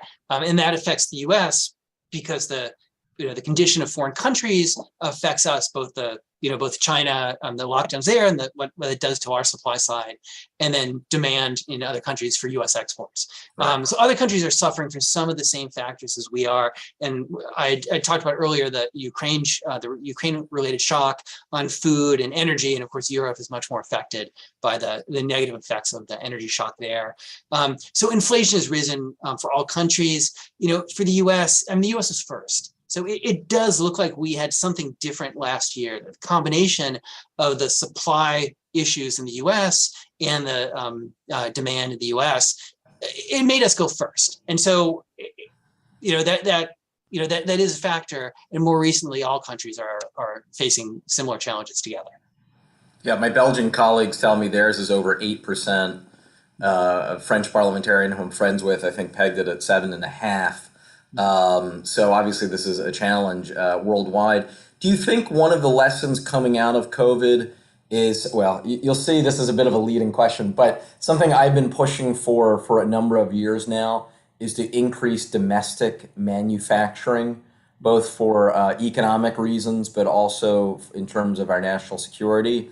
Do you believe now that coming out of the COVID experience, the argument for that is strengthened? And maybe you could even talk about some other critical parts of our supply chain that we now realize are really at risk, and COVID helped expose that. Right. I can talk about a couple of dimensions, and of course, there's many dimensions to this. It's almost the closer you get to it, the more dimensions there are. It's fractal, I think is the word for that. And so we've seen the supply chain issues that have bedeviled the U.S. economy even from the very beginning of the pandemic. And of course, items produced in the U.S., those supply chains have been more resilient.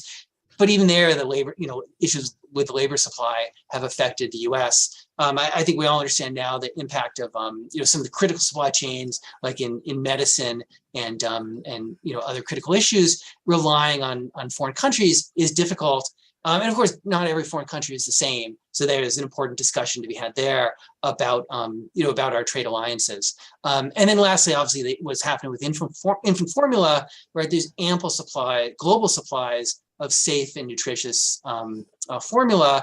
It's the U.S. that, in some sense, we have inflicted the problem on ourselves, and so it's just a different wrinkle on the supply chain. And so, absolutely, it's coming out of the pandemic.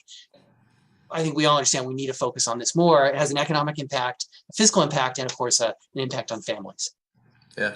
One thing in speaking to a pretty prominent economist, Ian Stevenson, he believes that inflation is going to be a challenge for the rest of the year, beginning to come down next spring. And once it dropping pretty precipitously. You talked about this way back in the beginning, but I was wondering if you could just kind of offer your thoughts on that timetable, where you agree, disagree. Yeah, so we have the supply issues facing the country generally waning over the course of this year. I talked, I think, earlier about the labor supply. That's one. We see some of the trade supply issues. The situation at some of the key U.S. ports looks to be getting better. The China lockdowns don't yet seem to be affecting their exports too much. So that is supporting our expectation that inflationary pressures will diminish over the course of the year. And then, of course, as we've discussed a couple of times, the demand side pressures driving inflation will diminish as well, both from what the Fed is doing and from fiscal policy, the pandemic spending falling away. Well, thank you. It's always a pleasure to be with you. Thank you. Gentleman's time has expired, and now recognize the gentleman from Virginia, Mr. Klein, for 5 minutes. Thank you, Mr. Chairman. I want to thank Director Swagel for being here today as well. Despite the last update of inflation being 8.3%, CBO's new economic baseline projects a rate of only 5.1% in this quarter. I think everyone would prefer if inflation really were only 5.1%. Obviously, however, CBO is underestimating the level of inflation. We all know that the assessment of our fiscal future is sensitive to inflation. You have inflation going down over the next year quite a bit. Can you talk about if inflation does stay at the rates that we're seeing now, the impact that would have on families, particularly those who are working on fixed incomes? Absolutely. It's the inflation we've seen already poses an important challenge for families. It means that family incomes just don't go as far. And so even though wages are up, nominal wages are up, prices are up by more. And so most Americans over the past year have seen their real, their real take-home pay go down. And if that continues, as you say, that would continue to pose an important challenge for families. Now, we're expecting federal deficits to exceed $2 trillion by 2031 and 2032, going on in perpetuity. The president's budget does nothing to address these deficits going forward does nothing to move us towards fiscal responsibility or balance in any way. And this represents a huge crowding out of private investment and economic growth. How would you say that these recurring deficits are going to impact the fiscal futures for American families as well? Oh, it's through the mechanism that you highlight is an important one. The deficit over time, as it gets larger, crowds out private spending, private investment, and that leads to higher interest rates than otherwise. That affects American businesses, American families. It affects job creation. It affects productivity. Again, this is in our forecast. This is not a crisis. We don't have a recession in our forecast, but it's more like a slow undermining of the the foundation of success for the American economy. And CBO is also expecting the Fed to reduce its holdings of federal debt by roughly $2 trillion over the next 3 years. This would also contribute to that crowding out of private investment. The last time the Fed promised to reduce its holding of federal debt, it only offloaded about $750 billion, leaving its assets 300% larger than before the 2008 financial crisis. Do you really think that the Fed will reduce its assets by this much and stop facilitating massive federal deficits? So in our economic forecast, we have the Fed, as you said, reducing its asset holdings. Essentially, it's going from quantitative easing to quantitative tightening, and that is pushing up long-term interest rates. And that's by design. The Fed is trying to reduce demand in the economy to reduce inflationary pressures. But that has an impact. It has an impact on families and on businesses.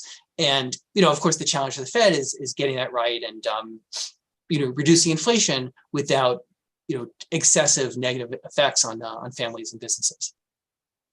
The government is repositioning and implementing more of this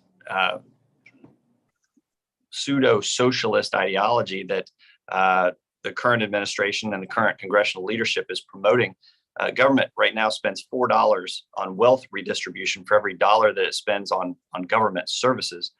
This uptick represents, as I said, a decades-long shift of the government moving closer to this pseudo-socialist dystopia of the left. Does the CBO have a position on this trend and the increasing use of government to redistribute wealth as opposed to support economic growth? Okay. I would say that the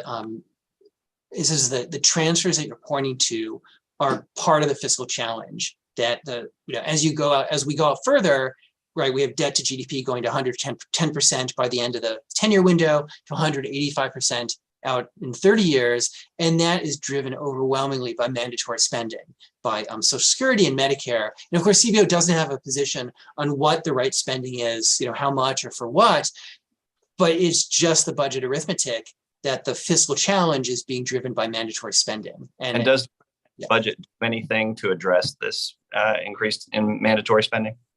No, our projection is current law. So current law has this very challenging fiscal trajectory. And that's the greatest tragedy of this administration. Thank you. I yield back. Gentleman's time is expiring now. Recognize the gentleman from Iowa, Mr. Feenstra, for 5 minutes.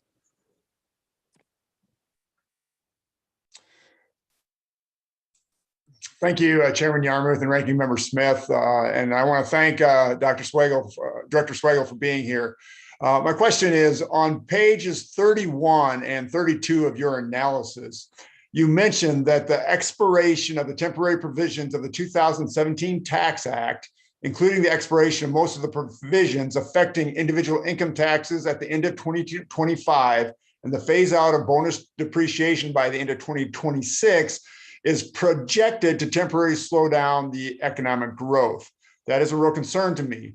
Looking at the economic growth rates you project after 2025, do your projections consider the damage to the economic growth and opportunity that would accompany an increase in the federal tax burden from the expiration of these tax and job cuts Could you answer that?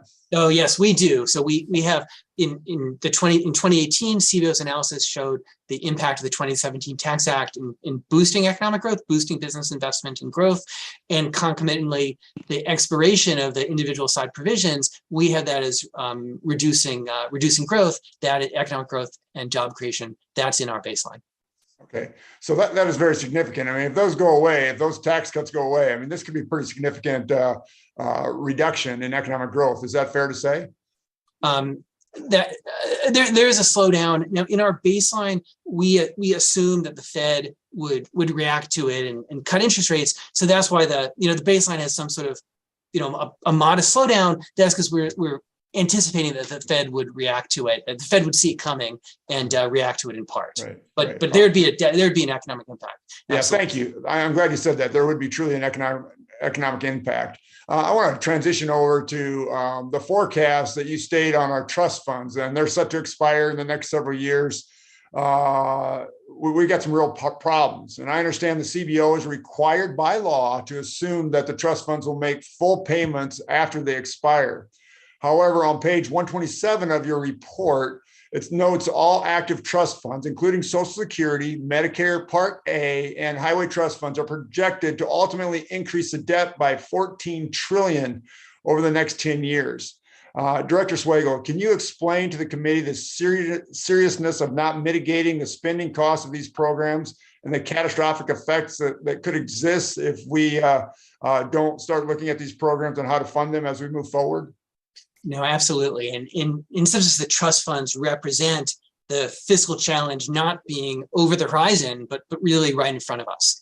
And the trust funds, in some sense, are accounting devices that to redeem the special purpose bonds and the trust funds, the Treasury has to raise revenue just in the same way it does to fund any other spending. And so that is that table is table B2 on page 127, as you mentioned, that shows the the deficit impacts of the trust funds over the next 10 years. That's nearly $13.8 trillion, nearly $14 trillion.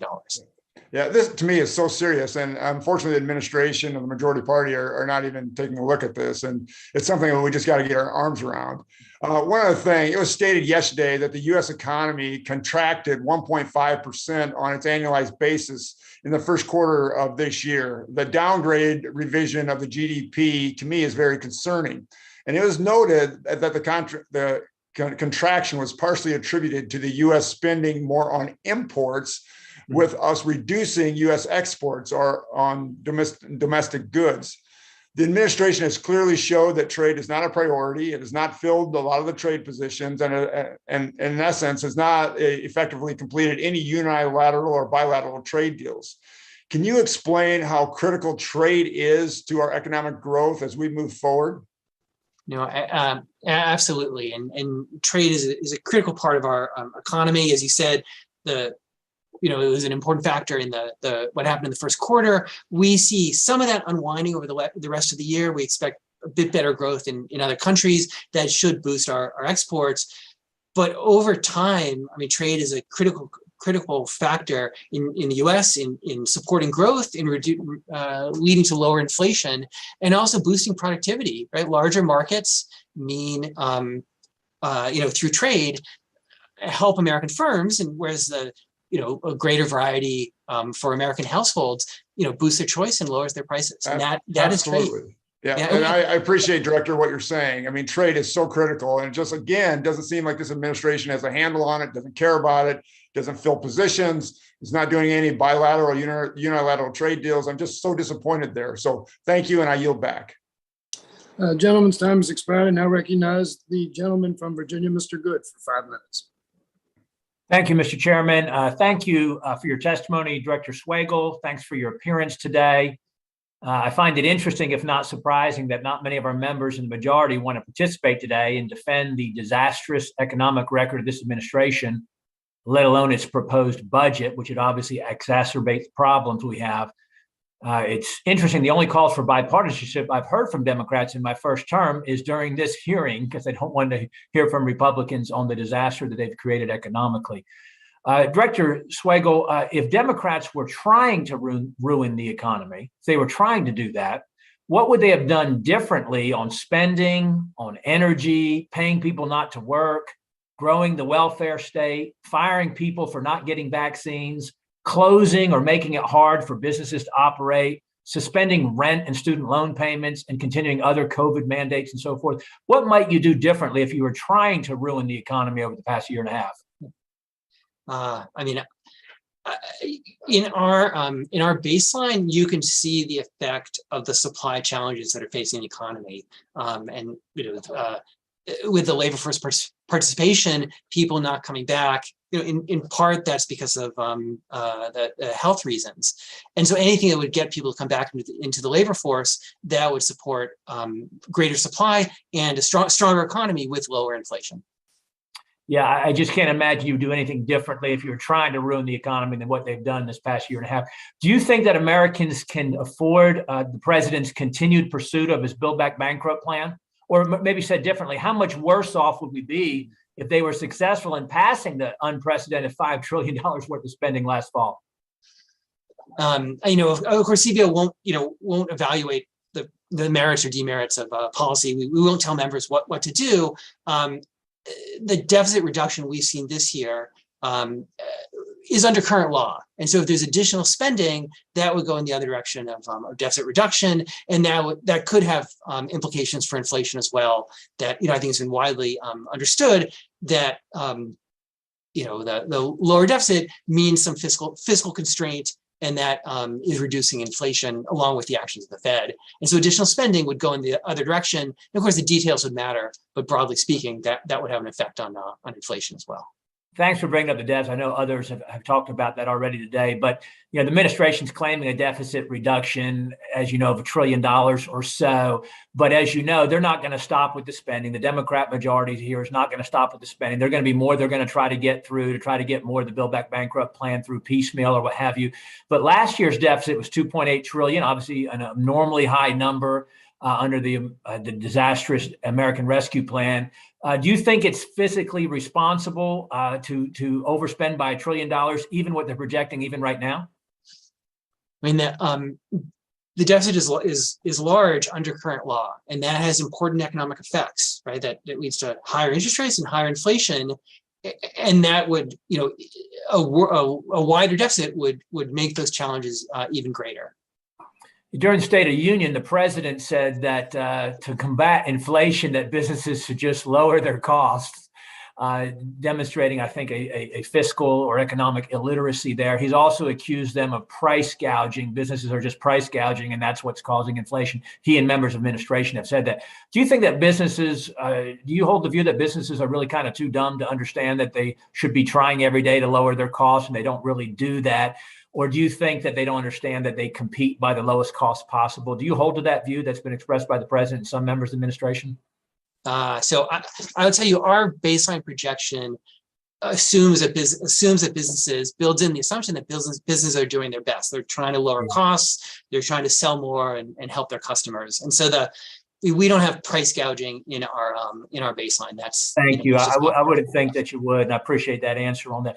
Do you think that can you confirm the overspending, does it contribute significantly to inflation in your view? There I have to go back to what I said before, that it's a mix. It's together. It's the substantial demand, including from fiscal policy, together with the supply constraints. Let me interject just for a second, because as you know, the president's budget has proposed a massive increase over the next 10 years on spending. Admittedly, what is that going to do to inflation and prices going forward? And I'll just let you finish with that. Okay, sure. Now I see the clock. I'll be quick. That we have inflation coming down in our forecast with fiscal constraint, with the actions of the Fed, and supply challenges waning. Deviations from that would feed into higher inflation. We haven't yet analyzed the president's budget. We will actually have that later in the summer. So, stay tuned. Well, we look forward to that analysis. But thank you, sir. Thank you, Mr. Chairman. I yield back. Yep, the gentleman's time has expired. I now recognize the gentlewoman from Texas, Ms. Jackson Lee, for 5 minutes. Unmute, please. I did it again, as they say. Let me, Chairman. I've already done it once during the hearing myself. So. I did hear, so I feel like I'm in good company. But But let me thank you for this hearing, and as well thank the Budget Director, Dr. Swagel. Let me indicate to my colleagues, I'm actually in the middle of a memorial for Uvalde. We are all overwhelmed here in Texas. So it is not that you live in Uvalde, it's that you live in Texas. And we're all broken, and we know the nation is praying for these families. So I thank you for yielding to me at this time. Dr. Swagel, I'm going to ask one answer questions so that I can get an overview of the direction in which I wish to go. First of all, let me ask the question, in your economic life, have you seen the economic impact of the pandemic? Have we been through in the last 50 years, short of wars, a pandemic of this sort where the economy was practically shut down? The pandemic is unprecedented in our lifetimes. So we're looking at an economy that is now in the midst of, or in the aftermath of, an unprecedented moment in history, and an economic unprecedented moment. Is that not, yes or no? Oh, I think that's fair to say, absolutely. And then is the economy performing better than previously assumed in comparison to, as it relates to the baseline, in comparison to the February 2021 baseline? Yes, the output is higher and the unemployment rate is lower than what CBO had previously had in our last update. And that was before, that baseline was before the American Rescue Plan. That's correct. And so project on growth and employment now, are you assessing that they're more positive? Yes, so as we have stronger economic growth, we have increased employment. There's also higher inflation, so the picture is complex. But the American Rescue Plan certainly contributed to stronger growth and stronger employment gains. And have we had more jobs created in the last year? My understanding is 8.3 million jobs created since President Biden took office. Oh, yeah, yes, that the rebound from the pandemic over the last year has meant again an unprecedented increase in employment in the U.S. economy. Let me quickly move to history lane. One, the Bush tax cut that came after President Clinton, and now the tax cut that was done under President Trump. Did that create an increased deficit in spite of the celebratory attitude of my Republican friends? Did that Trump cut in particular create a deficit? Yes, the CBO analysis from April 2018 goes into the fiscal and economic impacts of the 2017 Tax Act, and we had that as increasing the deficit. The good news is that in 2022, we expect a $1 trillion deficit, down from 2.8 million in 2021. That's right, down from $2.8 trillion. There's a $1.8 trillion decrease in the deficit from last year to the current year. And in spite of the issue of inflation, which we are concerned about for my families, my working families, we're not ignoring it. The economy is moving along. What is your assessment? So we have a continued recovery from the pandemic, that real economic growth and job creation is very strong with the tight labor market this year. Let me just ask an employment question, and that is, we have jobs.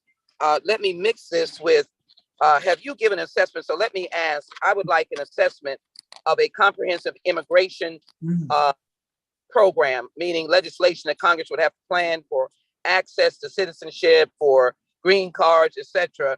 Have you had that analysis? If not, I'm asking that analysis be done on a comprehensive immigration plan as to its infusion of dollars into the economy, and also employment. Would it impact employment negatively? Do we have jobs in the United States now?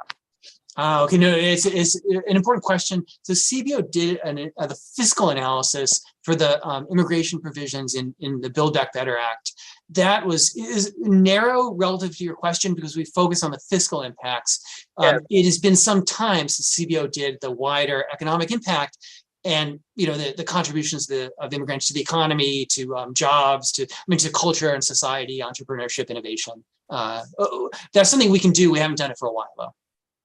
Are you saying it would have a positive impact? I didn't get your point. It would, yes. And this is the CBO's past analysis has shown this, that immigrants contribute to the economy, both economically, fiscally, through innovation, entrepreneurship. They create businesses, they hire other people, their children make contributions, their grandchildren.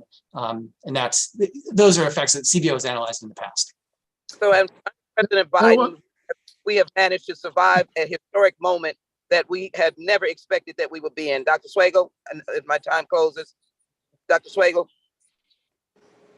It's been an unprecedented moment. I'm in solid agreement with you. The gentlewoman's time has expired, and now recognize the gentlewoman from Iowa, Ms. Henson, for 5 minutes. All right. Thank you, Mr. Chairman, for holding this hearing today. And I apologize if you're hearing some banging. We're finally having work done on our house 2 years after a major storm. So, Director, thanks so much for the work you do. The CBO obviously provides such an important role for us as members of Congress with the legislation that we're considering. And with the runaway spending coming out of this Congress, combined with the historically expensive proposals that we've seen from the Biden administration, I know you've had your work cut out. The baseline in front of us today makes it very clear. Under this administration, costs are on the rise. Our debt has surpassed $30 trillion. Interest rates are rising. Your baseline projection back in February of last year was a 2% average inflation. And as you know, we are well past that today. Democrats continue to say the solution to this is to just spend more money and grow government. Well, President Biden wants to spend another $4.9 trillion on the Build Back Better agenda. It's Build Back broke, and the out of control spending is why we're seeing the numbers in front of us today. I've held a town hall in each of the 20 counties that I represent in Iowa, and there was a common theme across all of Northeast Iowa. It's that rising costs are the number one concern that I hear from my constituents here in Iowa.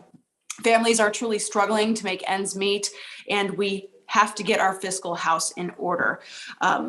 Working moms that have to choose right now between filling up their tank and putting food on the table, the restaurant owner who is seeing those chicken wings rise in price, double in price, and they have to pass that on to their customers. Grandparents are on a fixed income. They're worried about making rent, and those folks have been left behind by what's happening with our economy, which is, again, a direct result of the decisions made by the majority party in Congress and the president in the White House. When OMB Director Young testified in front of this committee on the president's budget, I asked her last year, were they thinking inflation was going to be transitory? She said yes, and they weren't considering the impact of inflation. Then I asked her this year how they're projecting 2.3% inflation in 2023 and beyond. And the administration believes that, again, it would be transient and did not need to be accounted for the longer term. Well, clearly it has not gone away. Your baseline does say that will continue into 2023, but what does CBO account for here as far as inflation goes that the administration is ignoring? So our baseline is based on current law. So we have just the fiscal policy in place. Additional fiscal action would put additional upward pressure on inflation. And so that's the thing that we don't have. So when you talk about this is a miscalculation, and I think the American people, and if a small business had to budget this way, they would be out of business. And so when I look at this miscalculation by OMB, it really does affect their ability to make accurate projections. And so that's a huge concern for me. So I would ask you, what measures of the economic outlook does inflation impact the most? Oh, okay. No, it's an important question. So there's three measures. So first is on the spending side, there's both what we call the primary deficit. So spending on everything the federal government spends on. Social security benefits. I talked about jet fuel for the military. Home health care aids. All the things that the federal government directly or indirectly spends on. inflation raises the cost of that. Inflation raises the cost of the net interest payments as well. The government servicing its debt. Higher inflation means higher interest rates, higher payments to the federal government. Inflation does also mean more revenue. And so, because we tax essentially nominal incomes, inflation translates into higher revenues. The net the net shows that the interest rates are the danger, that higher inflation leads to a worsening deficit because of the higher interest rates and higher interest payments. So because of these changes and fluctuations in the economy, they have, in essence, impacted your projections, I'm assuming, with your last baseline. So can you kind of delve into that a little bit, how those have changed? Okay, no, absolutely. It's compared to, I'm just thinking about over the 10-year outlook. The 10-year outlook has gone from, it's just over 12 trillion to over 14.5 trillion. And so revenue has gone up. So this is, again, looking at it at 10 years, we see is revenue going up by more than it's like 3.4, an additional $3.4 trillion. Its outlays go up by more. And part of that is legislation. Part of that is the economic effects, such as higher inflation. And that's what's driving the increased deficits, going from 12 trillion to 14.5 trillion over the 10-year horizon. All right. Thank you, Director. And I see I'm out of time, Mr. Chairman. I yield back. Thank you. Gentleman's time has expired. Now recognize the gentleman from Texas, Dr. Burgess, for 5 minutes. Thank you, Chairman. And Director Swagel, thank you for being here today. Thank you for talking to me earlier this year. In fact, the chairman mentioned that the budget that we have before us, the subject of this hearing, is late this year. He's described it as a little late. 3 months is probably significantly late in anyone else's book. Tell us again why the delay for the CBO baseline this year?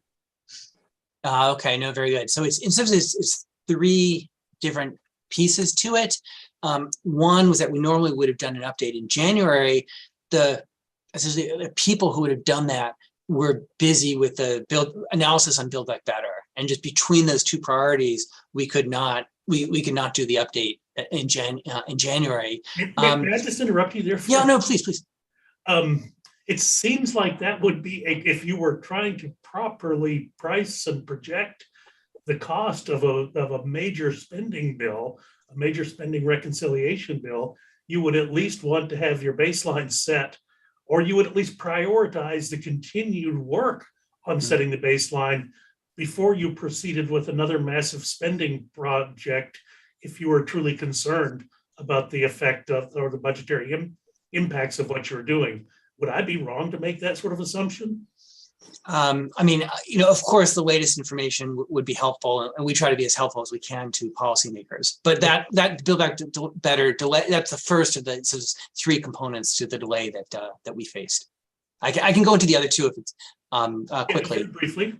Okay, yeah, very quickly I'll say. So the second is the fiscal year 22 appropriations, that those were delayed as well.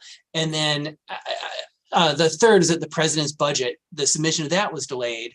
And so as we get information on last year's actual spending when the president releases the budget. And so it's those three components pushed our baseline, our economic update back until yesterday. So 2 on the White House and 1 on the Congress that kept you from being able to do your job. But when we spoke earlier in the year, you suggested to me that the strength of the economy going into the pandemic was much stronger than you had anticipated. Did I understand that correctly? That is correct. That the economy in early 2021, as compared to the forecast we put out in early 2021, the economy is stronger, that people are coming back into the labor market, and the impact of the fiscal policy that had been undertaken, I think it was more impactful than we understood at the time. And just to be clear, this is fiscal 2021. So actually starting October 1st of 2020. That's right. I'm thinking is the CAA, Appropriations Act that was enacted at the end of 2020 had essentially more economic impact payments, the rebate checks, put back some expanded unemployment insurance, and some other things like that. Another thing you related to me was that the amount of tax collections were stronger than you had anticipated. And it looks like from your report that you're delivering us today that has continued. Is that correct? That's right. That continues to be the case. It's both from the economy is stronger. There's some timing shifts that, the pandemic legislation, delayed some taxes. So we're seeing some of that come back now. Even beyond that, tax revenue. So let me ask you this: when you report a reduction in the deficit, is that largely because the strength of the income tax collections were stronger than what you'd anticipated? It's a mix that compared to our previous analysis. But how much of that mix was increased tax revenues? We were all told that this was $1 trillion giveaway to the millionaires and billionaires, according to Chairman Sanders. So what's the deal here? So I'll tell you, if you compare the projection we made in 2020 for 2022, right? So we're saying it's $1 trillion is what we're saying now. We previously thought it'd be 1.2 trillion, and that's the mix. That revenue is about $400 billion stronger than we anticipated. Spending it's an important number, $400 billion stronger. I mean, that's pretty significant. Look, do you stress test this stuff? We require banks to stress test their projections, their balance sheets. Does any of your modeling require stress testing of what is happening to the United States economy with the spending of the Biden administration? No, absolutely. And it's something that we think about. I think about what could go wrong. And we've done some of this work. We had recent work that we did for Senator Crapo and the Finance Committee on what's the fiscal effect of higher inflation. We looked at 2 different scenarios. We're continuing to do some of that. What's the effect of higher inflation and higher interest rates? What would it mean for the economy? And what would it mean for the fiscal situation? I'm hopeful that we'll have more on that later this year. Well, I hope to follow up with you on that. Thank you very much for your testimony today. Yep, gentleman's time has expired, and now recognize the gentleman from California, Mr. Obernolte, for 5 minutes. Thank you, Mr. Chair. Dr. Swagel, thank you for the update on the outlook. I'd like to talk about some of the alternative policy solutions that you have examined in the outlook and how those fit into the long-term budgetary and economic outlook that the CBO issued a few months ago. Now, in the long-term outlook, if I am recalling correctly, you expressed some grave concerns that by the end of the forecast period on the path that we were on, that net interest outlays would exceed 8% of GDP, would consume over half of all federal tax revenue, and that if interest rates increased in response to inflation, that would get much worse, and that sometime between now and then, something would have to be done to get the deficit under control. Am I understanding that right? No, that's right. That the fiscal trajectory is challenging now, but the further we go out, it gets more challenging. And we'll have another update of that of the 30-year horizon later this summer. I'm hoping in July. It'll get more difficult, honestly. But we'll okay, so in this outlook that we're discussing in this hearing, you examine a couple of different policy alternatives, and you analyze their impacts on the deficit. And you've got a table that summarizes it, the ones that increase the deficit, the ones that reduce the deficit. Can you tell me which of those policy scenarios actually have a result in a declining deficit over the course of the forecast period? So we did we did a range of alternative scenarios, some with higher spending and some with lower spending. One of the ones that has a lower path of spending freezes appropriations at the current level, and that reduces the deficit. We looked just at that looks at just appropriations, which of course is not the biggest part of the deficit challenge. Yeah, discretionary spending, I think you call it in the. Exactly. Okay, but if I'm reading it right, although it reduced the deficit over the baseline, it did not reduce the deficit on an absolute basis. Is that correct? No, that is correct. Okay, so let me ask again, which of these, on an absolute basis, which of the policy scenarios that you've laid out here in the outlook actually reduce the deficit in, on an absolute basis? Okay, I mean, so one other one we did here, I'll mention two things. One we did in this report, and then one we'll have later, by the end of the year, is we looked at the spending in the Infrastructure Investment and Jobs Act. That by the budget rules, that gets extended out through the budget window.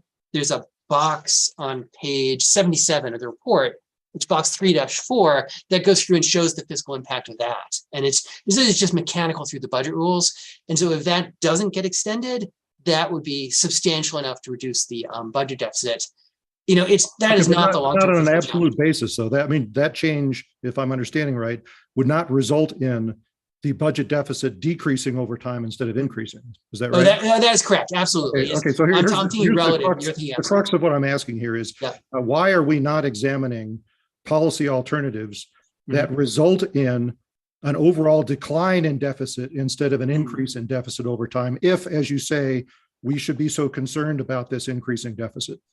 No, I agree. It's a grave concern, and we will have that for you later this year. So it's probably December, we will have a new edition of our budget options volume that goes through a wide range of policies, and we will provide information on policies that change the course, instead of just change the shape of the river, that really make a big impact on the deficit. Right.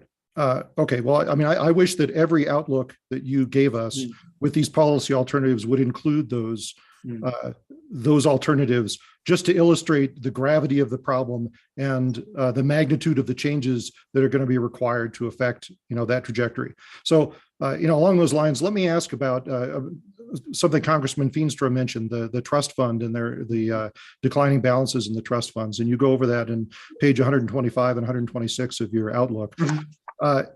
You say that the outlook was prepared under the assumption that mandatory spending would continue regardless of the balance in the trust funds.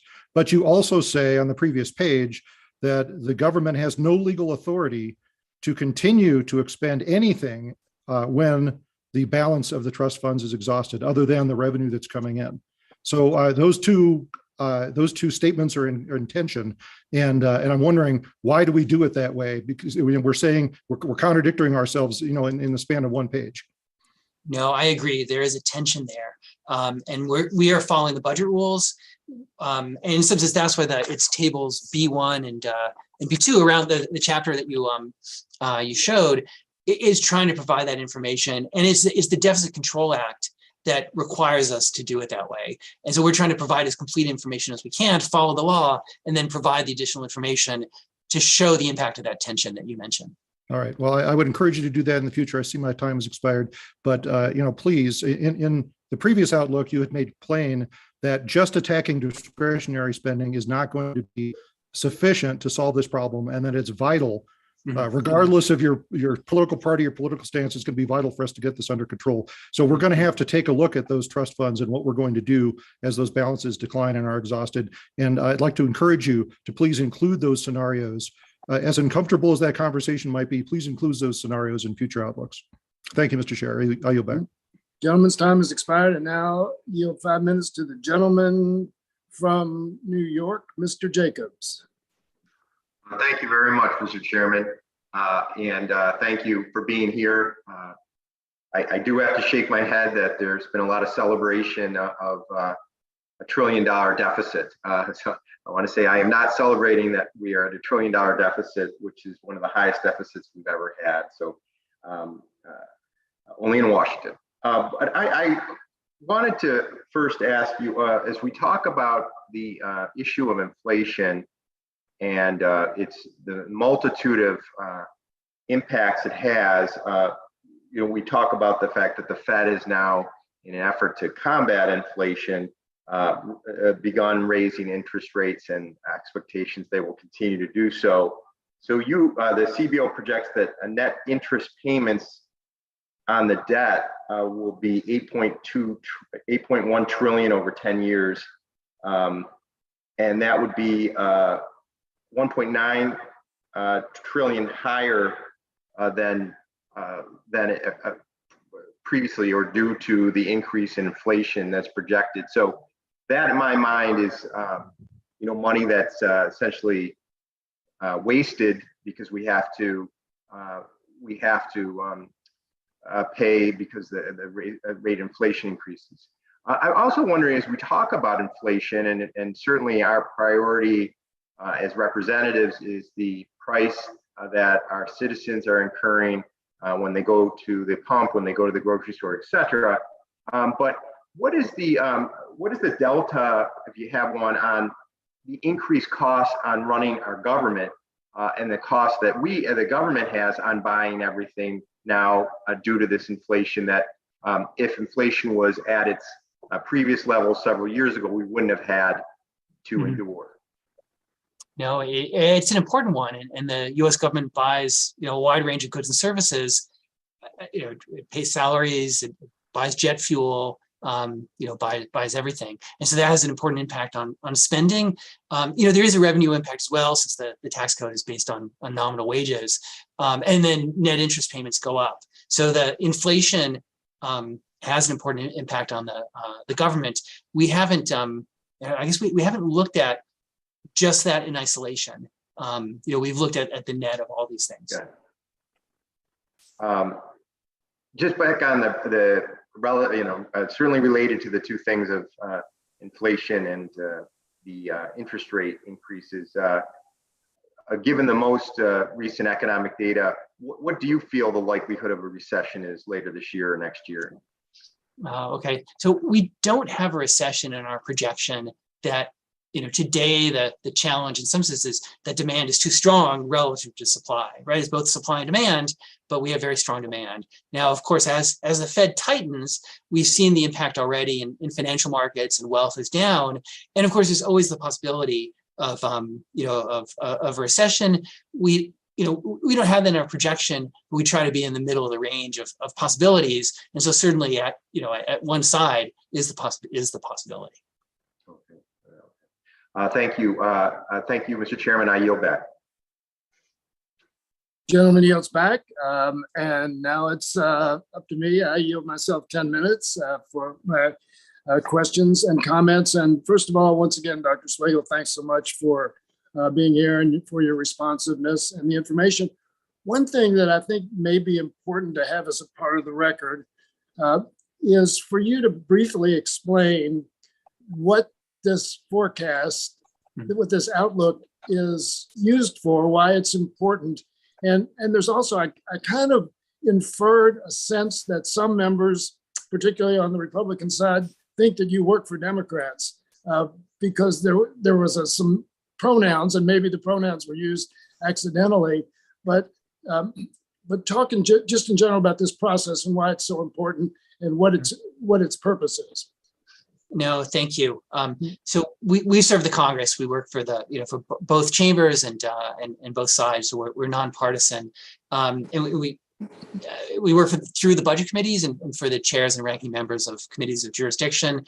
The baseline update once the budget committees adopt the work as a new baseline, provides a foundation for policymakers to look at the impact of fiscal policy, whether on spending or on revenue. So that's why we do it the way we do it. We try to look ahead under current law as best we can so that you have the foundation on which to evaluate fiscal policy. And I know you constantly give disclaimers about the uncertainty of these projections. I remember several years ago when Tim Geithner was Secretary of the Treasury and appeared before the committee. And I think Paul Ryan was chairman at that point. And I asked, he was showing all these charts going out to 2075 and so forth. And I asked the secretary at that point, how reliable, given the pace of change in the world and all the dynamics that are involved in the world economy, how reliable do you think projections going out 30, 40, 50 years are? And he said to me, I don't think projections going out more than 5 years are reliable. And so I just want, when we're talking about these 10 years, I know you have to do it, but would you agree that there's a great variation in the possibilities related relative to your projections at this point. No, absolutely. And as you said, as Secretary Geithner said, the difficulty, it grows, as we go out over time.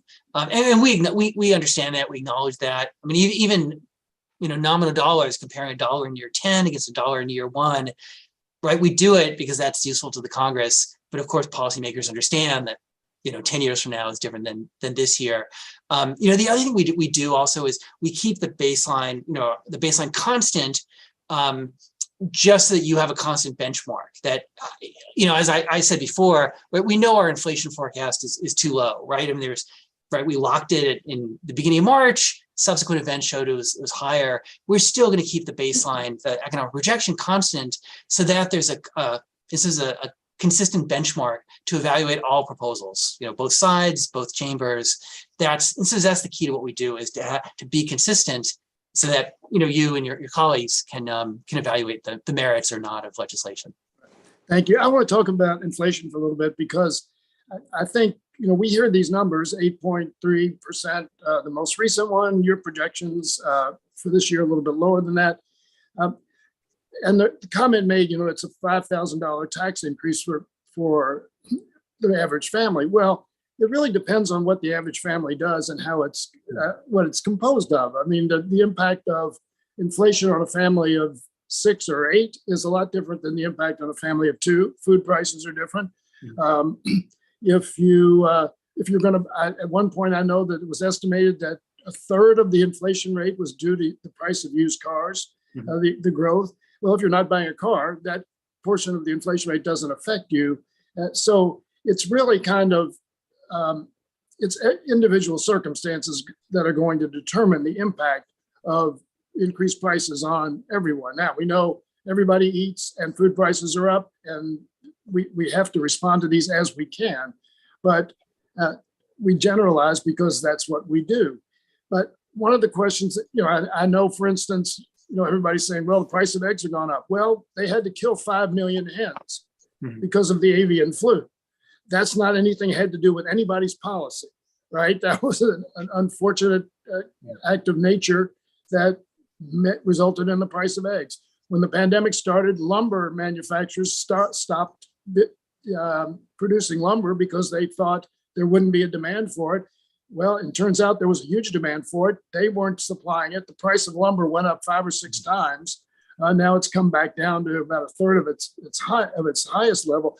But all of these components make it really difficult to not just to figure out what happened to cause the inflation, but also to deal with it. Because a lot of it's the actual marketplace and decisions that producers made, the shipment of computer chips and so forth impacted a lot.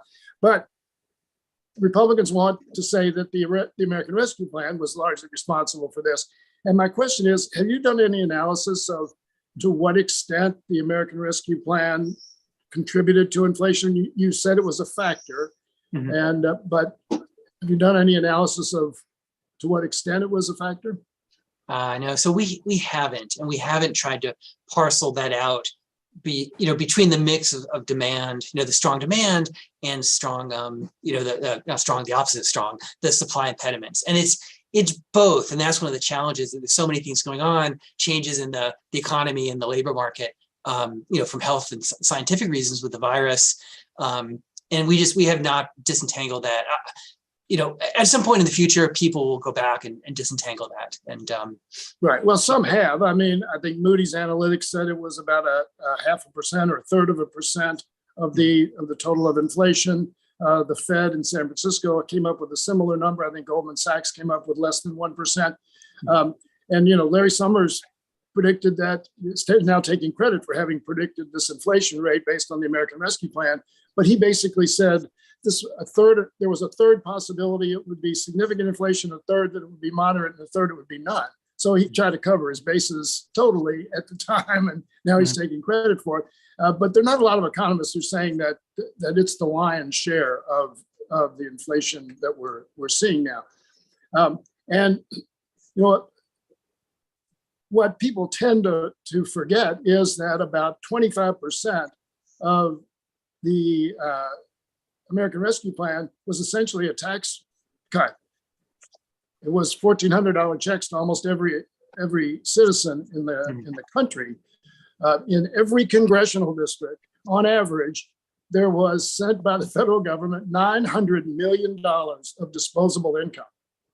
And I think we can argue over whether that was justified or not, or whether it was needed or not. But I don't think many of the millions, hundreds of millions of Americans who got that $1,400 check sent it back. They were very grateful for it. And I think you can make a strong case that that had played a large role in actually helping the economy recover, saving businesses all over the country and saving lives. And the other thing I would say is that I'll ask you for this. We talk about deficits, and obviously we can argue about how bad they are, what we need to do to resolve them, whether we do. But by and large, isn't it true that when the government runs a deficit, that the American people run a surplus? Oh, I see. I mean, right. The government is running the deficit, and the funds are going somewhere. So, in some sense, the American Rescue Plan Act was an illustration of that contributed to a wider deficit, and that was used for a variety of purposes. The rebate checks to American families, combating the virus, unemployment insurance, and aid for state and local governments. Right. So, in some sense, that's absolutely the money is is recycled is a good term here. Used throughout the economy. When the government runs a surplus, it's taking money out of the economy, and therefore from people. When it runs a deficit, it is putting money into the economy and into people's pockets. And the question is, what other impacts does that have? And that's obviously what we're trying to discuss here. But I'm not going to use the last 20 seconds, except once again to thank you for being here today. Thank you for your work. Thank you for your responses today. And we look forward to hearing from you again in the not so distant future. Unless there's any further business, this hearing is adjourned.